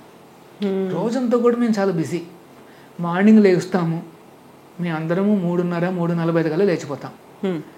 తెల్లవారుజామున 9:30 నైట్ కల్లా పడుకుని పోతాం అంతే. ఆ మధ్యలో ఇంకా మేము కూడా ఉరుకులు పరుగులు ఉంటుందన్నమాట. మొత్తం అంతా కృష్ణ, కృష్ణతత్వం, కృష్ణ అనుకుంటూ ఉంటారు. కృష్ణుడు సంఘం అంటే ఈ కృష్ణుడు సంస్థ ద్వారా సమాజ సేవ పరివర్తన, వాళ్ళలో ఉండే బ్యాడ్ హ్యాబిట్స్, ఈ ఏమిటంటారు ఈ వ్యసనాలు, ఇవి అవి వాటన్నిటిని తొలగించడానికి కూడా మార్గాలు చూపిస్తాం మేము. సో సమాజ పరివర్తన దేని కేంద్రంగా? ఒక దేవస్థాన కేంద్రంగా. సో దేవస్థాన కేంద్రంగా సమాజ పరివర్తన తీసుకురావడం అనేదే మా యొక్క ఏమిటంటారు తపన. మీరు ఆ కాలంలో ఒకవేళ అమెరికాకే కనుక వెళ్ళి ఉంటే, ప్రమోషన్ స్వీకరించి ఉంటే, ఆ తర్వాత CEO అయి ఉంటే, కోట్లాది రూపాయలు ఇప్పటికీ వచ్చేవి, అతిపెద్ద భవనాలు ఉండేవి, పడవల్లాంటి కార్లు ఉండేవి, lifestyle would be entirely different, కంప్లీట్గా మారిపోయేది. ఇలా ఎప్పుడో ఒకసారి పండుగ రోజున్నో మీ ఫ్యామిలీతో కలిసి టెంపుల్కి దర్శనానికి వచ్చి వెళ్తూ ఉండేవాళ్ళు. అలాంటి లైఫ్ కాదు ఇది. కంప్లీట్గా అందరికీ దూరంగా ఉన్నారు, అలాంటివి ఏవీ లేకుండా ఉన్నారు, ఒంటరిగా మీరు ఇక్కడ ఉండాల్సి వస్తోంది. ఇలాంటివి ఎప్పుడైనా రిగ్రెట్ అనను నేను, అలాంటి ఒక ఆలోచన, అలాంటిది ఎప్పుడైనా ఏ క్షణంలో ఏ కలలో అయినా? అంటే మేము ఇంకా సాధకులు అన్నమాట. సో బిగినింగ్ డేస్లో అట్లాంటి ఆలోచనలు వచ్చే అవకాశం ఉంది. కానీ అలా ప్రాక్టీస్ చేస్తూ మనం ముందుకు వెళ్ళే కొద్దీ అట్లాంటి ఆలోచనలు ఉండవన్నమాట. ఇన్ఫ్యాక్ట్ అట్లాంటి లైఫ్ స్టైల్ చూసినప్పుడల్లా మాకు అనిపిస్తుంది అన్నమాట, వాళ్ళకు కూడా కృష్ణుని ఏ రకంగా చేర్చాలి, ఇక్కడికి తీసుకొచ్చేసేటువంటి ఒక మార్గం. ఎందుకంటే అంత CEO అయినా, అంత పెద్దవాళ్ళైనా వాడికి కూడా లోన ప్రపంచం ఉంటుంది, వాడికి కూడా అప్స్ అండ్ డౌన్స్ ఉంటాయి. మరి వాడికి కూడా ఏమైనా భగవద్గీత ఇవ్వగలిగితే వాడి జీవితంలో కూడా కొన్ని మార్పులు వస్తాయి కదా. రీసెంట్గా అంటే ఇప్పుడు ఈ గవర్నమెంట్ కాదు, ఇంతకుముందు గవర్నమెంట్ టైంలో ఇలాన్ మస్క్ నెంబర్ 1 బిలియనీరు, ఆయన ఒక ట్విట్టర్ పెట్టాడు. ఆయన పర్సనల్గా మెసేజ్ పెట్టాడు. ఆ తర్వాత ట్విట్టర్ని కొనేసాడు, అది వేరే విషయం. ఆ ట్విట్టర్ని పెట్టి ఏం పెట్టాడంటే, నేను ప్రతిరోజు కూడా డిప్రెషన్ కోసం ట్యాబ్లెట్ తీసుకుంటున్నాను అని పెట్టాడు మెసేజ్. యాక్చువల్గా డిప్రెషన్ వస్తే అప్పుడప్పుడు కొంతమంది ఇలా అడ్వైస్ చేస్తారన్నమాట, మెసేజ్ పెట్టండి అని మెసేజ్. సో ఆయన కూడా పెట్టేశాడు. సో పెట్టినప్పుడు చూడండి, మనందరం ఎక్కువ గోల్ ఏమిటి, ఏమైనా ఒక బిలియనర్ అయితే బాగుంటుంది అనేసి. మీరు అన్నారే వాళ్ళకి ఇంకెలాంటి కష్టాలు ఉండవు, అంటే ఓన్ ఫ్లైట్లో వెళ్ళచ్చు, ఓన్ నావల్లో ప్రయాణించవచ్చు, డబ్బుంటే అంతా ఉంటుంది అంతా ఉంటుంది.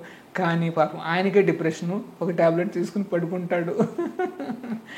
మేమేమనుకుంటామంటే ఆయనకు కూడా ఏమైనా భగవద్గీత వెళ్తే బాగుంటుంది కదా, అంతే కదా. అంటే ఇక్కడ అర్జునుడు కూడా అంతే, ఏం లేదని కదా, ఆయనకి అన్ని స్కిల్స్ ఉన్నాయి, పెద్ద యోధుడు, నెంబర్ 1 హీరో. కానీ ఆ వచ్చిన వీక్నెస్ వేరు, దాన్ని అధిగమించలేకపోయాడు. అధిగమించలేకపోయాడు. అలాగే ఇలాన్ మస్క్ కూడా ఈజ్ వెరీ నెంబర్ 1 డబ్బుల్లో కానీ ఆ స్కిల్స్లో కానీ తనకు వచ్చి ఏదో ఉంది సమ్ ఛాలెంజ్, దాన్ని అధిగమించలేక ఈ వెంట into some kind of depression అన్నమాట. ప్రభుజీ, ఇప్పుడు ఈ మధ్య కాలంలో వింటున్నటువంటి ప్రవచనాలు లేకుంటే కనిపించేటువంటి ఇన్స్టాగ్రామ్లో వచ్చే రీల్స్ అలాంటి వాటిల్లో నేను ఒక 2 మిమ్మల్ని అడగదలుచుకున్నాను. వాటిని మీరు ఎలా చెప్తారు కన్విన్సింగ్? శ్రీమద్ భగవద్గీతని ఇంట్లో ఉంచుకోవద్దు అనేది ఒక మాట అయితే, ఇంకోటి ఒంటరిగా కృష్ణ విగ్రహాన్ని ఇంట్లో పెట్టుకోవద్దు.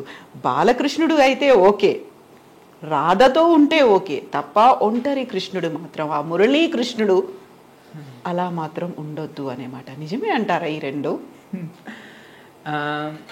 భగవద్గీత ఈ ఒక అపోహ ఏమిటంటే, భగవద్గీత కనుక ఇంట్లో పెట్టుకుంటే ఇంకా ఇంట్లో యుద్ధాలు వస్తాయి.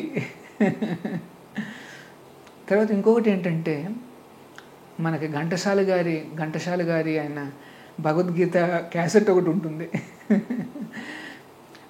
అంటే అదొక ట్రెండ్ అయిపోయింది. ఏమిటంటే ఎవరైనా చనిపోతే ఆ క్యాసెట్ ప్లే చేసేవారు అనమాట. ఎక్కడ వినిపించింది అంటే అక్కడ ఏదో అయింది అని అనుకుంటాం మనం. ఆ రకంగా ఒక ట్రెండ్ వచ్చేసింది అనమాట. ఈ 2 కూడా పెద్ద అపోహలు అన్నమాట, చాలా పెద్ద అపోహలు. భగవద్గీతలో చివరి శ్లోకం చూస్తే, యత్ర యోగేశ్వర కృష్ణ యత్ర పార్థ ధనుద్ధర తత్ర విజయ అన్నాడు కృష్ణుడు. అంటే ఎక్కడైతే కృష్ణుడు ఉంటాడో, ఎక్కడైతే అర్జునుడు ఉంటాడో ఖచ్చితంగా అక్కడ విజయము ఉంటుంది, భూతి అంటే పవర్ ఉంటుంది, ఆస్తులు అంటే ఐశ్వర్యాలు ఉంటాయి, నీతి కూడా ఉంటుంది అంటాడు శ్రీకృష్ణుడు. ఇప్పుడు మనం కనుక అర్జునులాగా కొద్దిగా డివోషన్ డెవలప్ చేసుకుంటే, మన ఇంట్లో కృష్ణుడు ఉంటే, సో కృష్ణుడు మనం కనుక అర్జునులాగా కాగలిగితే ఇంకా అక్కడ ఖచ్చితంగా విజయాలు ఉంటాయి, ఐశ్వర్యాలు ఉంటాయి, అన్ని రకాలుగా ఉంటాయి. సో భగవద్గీత దాని కంక్లూజన్ ఇదన్నమాట. ఎక్కడైతే కృష్ణుడు ఉంటాడో, ఎక్కడైతే అర్జునుడు ఉంటాడో, అర్జునుడు ఏ రకంగా అవ్వాలి అని చెప్పే పుస్తకమే ఆ భగవద్గీత. సో మన ఇంట్లో భగవద్గీత ఉందనుకోండి, కృష్ణుడు అర్జునుడు ఉన్నట్టే.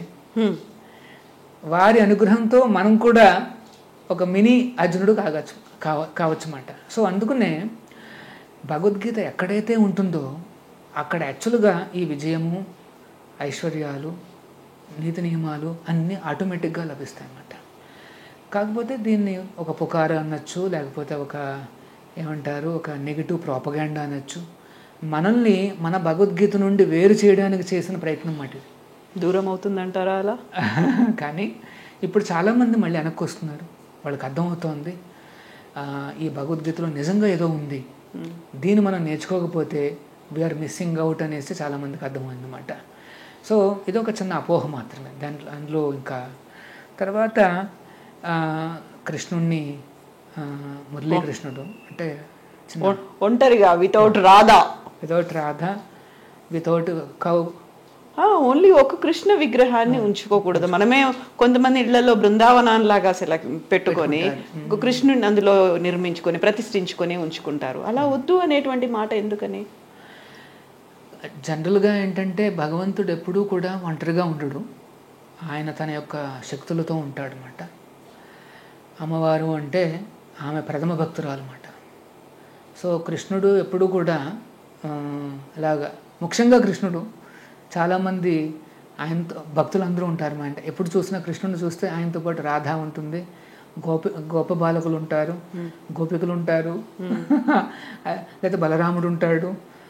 ఆ రకంగా ఉంటాడు అన్నమాట శ్రీకృష్ణుడు. కానీ గోవిందుడు, కృష్ణుడు యమునా నది దగ్గర ఉన్నప్పుడు తను ఫ్లూట్ చేస్తున్నప్పుడు అలా ఒంటరిగానే కనిపిస్తాడు. కాకపోతే పక్కన కొన్ని ఈ పీకాక్స్ ఉంటాయి, చిన్న ప్యారెట్లు ఉంటాయి, అట్లాంటి వాతావరణంలో చుట్టూ ప్రకృతి అయితే కనిపిస్తూ ఉంటుంది అన్నమాట. అట్లా అన్నమాట. ఆ ఉద్దేశంతో అలాగ ఒంటరిగా కృష్ణుడిని పెట్టుకోవద్దు అని చెప్తారు తప్పితే అలా పెట్టుకుంటే ఏదో విపరీతాలు లేకపోతే భయాలు ఏవో వస్తాయనేసి మనం అనుకోకూడదు అన్నమాట. భగవంతుడు అందరికీ తండ్రి. మనం తండ్రిని తీసుకొస్తే మనకి ఎటువంటి కష్టాలు రావు. ఆ తండ్రి కూడా ఒకవేళ మనం ఏదైనా పొరపాట్లు చేసినా సరే తండ్రి ఏమనుకోడు. ఇప్పుడు మన సొంత తండ్రిని పిలిచామనుకోండి, ఇంటికి పిలిచిన మిస్టేక్స్ ఏ జరిగాయి, మనం ఇచ్చిన వంటకాల్లో బాగలేదు, మనం ఇచ్చిన కాఫీ టీలు నచ్చలేదు, కానీ తండ్రి అనేవాడు ఎలా ప్రవర్తిస్తాడు అని అది మాట. మనకు కావాల్సింది ఏంటంటే కాస్త భక్తి ఉండాలి, ఆ ప్రేమతో కృష్ణుని కొలవాలి అంతే. భగవంతుడు చూసేది ఆ ప్రేమని, ఆ భక్తిని. సో మీరు ఒకవేళ అట్లాంటి విగ్రహాలు ఉంటే కంగారు పడాల్సిన అవసరం ఏం లేదు. జస్ట్ ఈ హరినామం చెప్పండి, హరే కృష్ణ కృష్ణ కృష్ణ హరే హరే, హరే రామ రామ రామ హరే హరే. భగవంతుడు ఎలాగో మీ విగ్రహ రూపంలో మీ ఇంటికి వచ్చేసాడు, ఆయన ముందే కూర్చుని మీరు కొద్దిగా ఆ నామాన్ని చెప్పండి, మనసులోకి కూడా వచ్చేస్తాడు, అన్ని మనసులో కూడా వచ్చేస్తాడు, అన్నీ సెట్ అయిపోతాయి మీకు. ఇప్పుడు మీరు ఇంత చేసిన తర్వాత ఇప్పుడు దీనికి ప్రెసిడెంట్గా ఉన్నారు, ఆ తర్వాత అక్షయ పాత్రకి స్థానిక అధ్యక్షులుగా, ప్రాంతీయ అధ్యక్షులుగా కూడా ఉన్నారు, ఇప్పుడు పెద్ద హెరిటేజ్ టవర్ అనేది పెట్టుకున్నారు. ఇన్ని రన్ చేసిన తర్వాత ఇప్పుడు పెట్టుకునేటువంటి గోల్స్ ఏమున్నాయి? అప్పటి గోల్ అంతా అయిపోయింది, కృష్ణుడు అన్నీ తీసేసుకున్నాడు, ఇప్పుడు ఏమున్నాయి? నేను ఇంకా ఇది చెయ్యాలి ఇలాంటి ఆలోచన ఉంది అంటే నెక్స్ట్ ఏంటి అంటే? నెక్స్ట్ ఆలోచన ఏమిటంటే మేము కొద్దిగా ఏమంటారు, ఈ ఒక రకమైన ఆ విలేజ్ వాతావరణం అందరికి ఇద్దామని, ఒక బృందావనం లాంటి ఒక బృందావనాన్ని తీసుకొద్దామనేసి ఆలోచన. అది మేము వెతుకుతున్నాం. భగవంతుడు శ్రీకృష్ణుడు ఎక్కడ అనేసి మాకు ఆ డైరెక్షన్ ఇస్తే అది దానికోసం వెతుకుతున్నాం అన్నమాట. మానవ ప్రయత్నం చేయాలి కదా, ఆ మానవ ప్రయత్నం చేస్తున్నాం. చేస్తే ఇప్పుడు ఏమైందంటే అదే ఈ వేగవంతమైన జీవన శైలిలో చాలామందికి దేర్ లుకింగ్ ఫర్ సమ్ సేద తీర్చుకోవడానికి ఒక మంచి డివైన్ ఎన్వైర్న్మెంట్ వాళ్ళు చూస్తున్నారు అన్నమాట. అంటే రిసార్ట్లు అట్లాంటివి చాలా ఉన్నాయి, అక్కడికి వెళ్ళినప్పుడు ఓకే వన్స్ ట్వైస్ ఏదో అనిపిస్తుంది, కానీ రిపీటెడ్గా అనేది ఎవరికి నచ్చదు అన్నమాట. రిపీటెడ్గా మనం వెళ్ళగలిగే ఒకే ఒక ప్రదేశం ఏంటంటే దేవస్థానాలు. ఎప్పుడు వెళ్ళినా చక్కగా మనకి కలర్ఫుల్గా దర్శనం చేసుకోవచ్చు భగవంతుడిని. అంతేకాదు అక్కడ కాస్త కూర్చుని అర్థం చేసుకోవచ్చు, నేర్చుకోవచ్చు, సత్సంగత్యం మనం పొందొచ్చు, కొన్ని సేవలు అందించవచ్చు. ఆ రకంగా దేవస్థానం అంటే ఏంటంటే ఒక చక్కటి మార్పుని తీసుకొస్తుంది అన్నమాట. సో మేము ఏమనుకుంటున్నామంటే అట్లాంటి ఒక బృందావనం లాంటిది కనుక వాతావరణం కనుక ఇవ్వగలిగితే మేబీ 1.5 hours 2 hours ఆ రేంజ్లో. ఎందుకంటే మనకు డ్రైవింగ్ కూడా చేయడం ఇష్టమే చాలామందికి. వాళ్ళు సిటీ నుండి బయటకు వచ్చారని అనుకుంటుంటారు, కాకుంటే చుట్టూ చూస్తే కాంక్రీట్ జంగిల్ లాగా కనిపిస్తుంది. అలాంటి ఒక బృందావనాన్ని వెతుక్కుంటూ వెళ్ళాలి. వాళ్ళు కనుక ఆ రకంగా రాగలిగితే 1 or 2 nights కూడా they can spend their time divine ఎన్వైర్న్మెంట్లో. They can spend their time, they can learn some yoga system, meditations అన్ని నేర్చుకోవచ్చు. ఇట్లాంటి డే టు డే లైఫ్లో వచ్చే ఛాలెంజెస్ని ఎట్లా ఎదుర్కోవాలి, ఇట్స్ అన్ ఎడ్యుకేటివ్ ప్రోగ్రామ్ అన్నమాట. వీ వాంట్ టు అంటే అట్లాంటిది ఏమన్నా సాధ్యం అవుతుందా అని చూస్తున్నాం అన్నమాట. So that will be my next target అన్నమాట. ఎస్, భగవంతుడి అనుగ్రహం ఉంటే మేబీ నెక్స్ట్ ఇంటర్వ్యూలో that can be that's what Prabhuji, నేను ఇప్పుడు అదే చెప్పబోతున్నాను. మనం కృష్ణుడి గురించి మాట్లాడుకుంటే ఎంత మాట్లాడుకున్నా అది చాలా తక్కువే, ఇంకా చాలా చాలా మిగిలే ఉన్నాయి అనిపిస్తుంది. మనం గీతం చదివితే ప్రతిసారి ఎందుకని చదవాలి అనిపిస్తుంది అంటే ఇంకా ఏదో మిగిలింది అని ఒక ఫీల్ ఉంటుంది. మీతో మాట్లాడుతున్నప్పటికీ నేను చాలా టైం తీసుకున్నాను, అది నాకు తెలుసు, కాకపోతే ఇంకా ఇంకా ఉన్నాయి అనే భావన నాకు కూడా ఉంది. బట్ మీరు చెప్పినట్టుగా ఇంకొక ఇంటర్వ్యూలో మరిన్ని విషయాలు కూడా మాట్లాడుకోవాల్సినటువంటి అవసరం ఉంది. చాలా విషయాలు ఉన్నాయి మాట్లాడుకోవడానికి. వాటన్నిటికీ మళ్ళీ మీరు మాకు ఒకసారి సమయం ఇవ్వండి. సో ప్రభుజీ, ఇప్పుడు అక్షయ పాత్ర వారికి భోజనాన్ని అందిస్తోంది, దీంతో పాటుగా విద్యని అందించే కార్యక్రమాలు, సేవా కార్యక్రమాలు ఇవన్నీ చేస్తూనే ఈ ఐక్య విద్య కాన్సెప్ట్ ఏంటి అసలు? యాక్చువల్గా మేము ఒక ఫినామినా చూసాము, ముఖ్యంగా విలేజెస్లో ఇది చూసామన్నమాట, గమనించాము. ఏంటంటే అది స్కూల్ అయిన తర్వాత పిల్లలందరూ కూడా తెలుసు కదా, ఆ మొబైల్ అడిక్షన్ అనేది బాగా పెరిగిపోతుంది. వాళ్ళు హోంవర్క్స్ కూడా చేసుకోకుండా ఆ మొబైల్స్లో చూసుకుంటూ కాలం గడిపేస్తుంటారు అన్నమాట పిల్లలందరూ కూడా. ఒకవేళ తల్లిదండ్రులు ఏమన్నా కనుక్కోవాలి అనుకుంటే వాళ్ళకి అంత అవగాహన ఉండదు. వాళ్ళు అడుగుతుంటారు అన్నమాట పిల్లల్ని, ఏంటి ఏం చూస్తున్నావు, నువ్వు చదువుకోవచ్చు కదా, హోంవర్క్లు చేసుకోవచ్చు కదా అనేసి. పిల్లలు ఏమంటారంటే మేము చదువుకుంటున్నాం, ఇది చాలా ఇంపార్టెంట్ మాకు అంటారు. అప్పుడు చాలామందికి అర్థం కాకపోవచ్చు. ఒకవేళ ఇంగ్లీష్లో ఏమన్నా ఉంటే కొంతమందికి అర్థం కాకపోవచ్చు. సో అట్లా మేము గమనించామన్నమాట. గమనించి అక్కడ మేమేం చేసామంటే ఒక 2 విలేజెస్లో ఒక చిన్న ట్రయల్గా మేము చేసాం, ఒక చిన్న ప్రోగ్రామ్ చేసాం. ఏమిటంటే ఒక 1 అవర్ పాటు ఒక టీచర్ని నియమించాం. ఆ టీచరు 1 అవర్ పాటు హోంవర్క్లు చేస్తారు అన్నమాట. అక్కడ దగ్గరలో ఉండే పిల్లలందరూ వస్తారు, ఒక 30-40 మంది. వాళ్ళు హోంవర్క్ నేర్చుకుంటారు. తర్వాత ఇంకొక 1 అవరు కొన్ని మన ఈ భగవద్గీత స్టోరీస్ చెప్తారు, వాళ్ళలో కొద్దిగా వాల్యూస్ నేర్పించి తర్వాత ఒక డిన్నర్ కూడా మేము ఏర్పాటు చేసాం. సో పిల్లలందరూ డిన్నర్ తీసుకుని వాళ్ళ ఇంటికి వెళ్ళిపోతారు అన్నమాట. అట్లాంటి ప్రోగ్రామ్ని మేము మొదలుపెట్టాం, ఒక 2 విలేజ్లో చూసామన్నమాట. చూస్తే పిల్లల్లో చాలా చక్కటి మార్పులు వచ్చాయి. వాళ్ళు ఇప్పుడు రెగ్యులర్గా హోంవర్క్లు చేసుకుంటున్నారు. వాళ్ళ అటెండెన్స్ స్కూల్లో బాగా బాగా బాగా పెరిగింది. ఎగ్జామ్స్లో బాగా చేస్తున్నారు. ప్లస్ కొన్ని వాల్యూస్ కూడా మేము ఇస్తున్నాం. పెద్దల్ని గౌరవించడం, టీచర్ని గౌరవించడం, కాస్త ఎగ్జామ్కి టైంకి వెళ్ళడం, టైమ్లీనెస్, శుభ్రత, అట్లాంటి వాల్యూస్ అంటే స్టోరీల ద్వారా కొన్ని స్టోరీలు చెప్పి దాని ద్వారా ఈ వాల్యూస్ ఇస్తుంటాం అన్నమాట. అవన్నీ ఇవ్వడం. మెయిన్ ఇంపార్టెంట్ ఏంటంటే కొంతమందికి తినడానికి కూడా ఏమైనా కాస్త ఇబ్బందిగా ఉన్నా సరే మేము డిన్నర్ కూడా ఇస్తున్నాం అన్నమాట. అది చాలా బాగా అది ఏమంటారు కొద్దిగా అది సక్సెస్ అయింది. ప్రస్తుతం వీఆర్ దేర్ ఇన్ 108 విలేజెస్లో ఇది నడుస్తుందన్నమాట. ఆల్మోస్ట్ ఒక 2000 కిడ్స్ ఎన్రోల్ అయి ఉన్నారు ఈ ఈవినింగ్ ఈ ప్రోగ్రామ్స్కి అన్నమాట. అన్ని చోట్ల కూడా మేము ఉమెన్ టీచర్స్ని అపాయింట్ చేస్తాం. ఓకే. సో ఆ రకంగా అంటే ఆ కుటుంబాలుగా చాలా పెద్దది ఆ అవకాశం. ఆ విలేజెస్లోనూ కొన్ని చోట్ల అయితే ట్రైబల్ ఏరియాస్లో ఆ టీచర్స్ చాలా ఆనందపడిపోయారు. ఎందుకంటే దే నెవర్ ఎక్స్పెక్టెడ్. వాళ్ళకి కొద్దిగా హానరోరియం ఇస్తున్నాం, అంటే వాళ్ళు ఏం ఫ్రీగా చేయట్లేదు. ఆ రకంగా ఉమెన్ ఎంపవర్మెంట్ కూడా వాళ్ళకి ఇస్తున్నాం అన్నమాట. అది జరుగుతోంది. ప్లస్ పిల్లల్లో మంచి చక్కటి ప్రవర్తన మారుతోంది. ప్లస్ వాళ్ళ హోంవర్క్లు, ఎడ్యుకేషన్ నడుస్తోంది. పోస్ట్ స్కూల్ ఎడ్యుకేషన్ అన్నమాట ఇది. ప్లస్ ఒక చక్కటి ఫుడ్ కూడా వాళ్ళకి లభిస్తుంది అన్నమాట. అది సో ఈ రకంగా ప్రోగ్రాం చేస్తున్నాము. దీనికి ఐక్య విద్య అని పేరు పెట్టాము. అంటే ఈ విద్యతో ఐక్యత వస్తుంది, ఒక యూనిటీ అనేది కనిపిస్తుంది పిల్లల్లో. వాళ్ళలో విభేదాలు ఏముందో అన్నమాట. ఆ రకమైన చక్కటి ప్రోగ్రాం ఇది. చాలామంది అప్రిషియేట్ చేస్తున్నారు. మాకు సపోర్ట్ వచ్చే కొద్దీ ఈ ప్రోగ్రామ్ని ఇంకా ముందుకు తీసుకెళ్దామని మేము కూడా ఆలోచిస్తున్నాం అన్నమాట. ఓకే ప్రభుజీ, మళ్ళీ కలుద్దాం, బోల్డని విషయాలు ఉన్నాయి మాట్లాడుకోవడానికి. హరే కృష్ణ. హరే కృష్ణ. హరే కృష్ణ.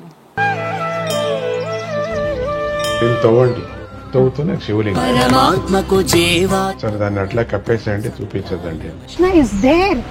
మూర్తి పూజ కాదు, సాక్షాత్ బ్రజేంద్ర నందన భగవాన్ ఉన్నారు మూర్తిలో. ఏమీ ఆశించకుండా ఆరాధించే వాళ్ళు కూడా ఉన్నారా ప్రభుజీ? నిజమైన భక్తి అంటే మనకు తెలియదు కాబట్టి.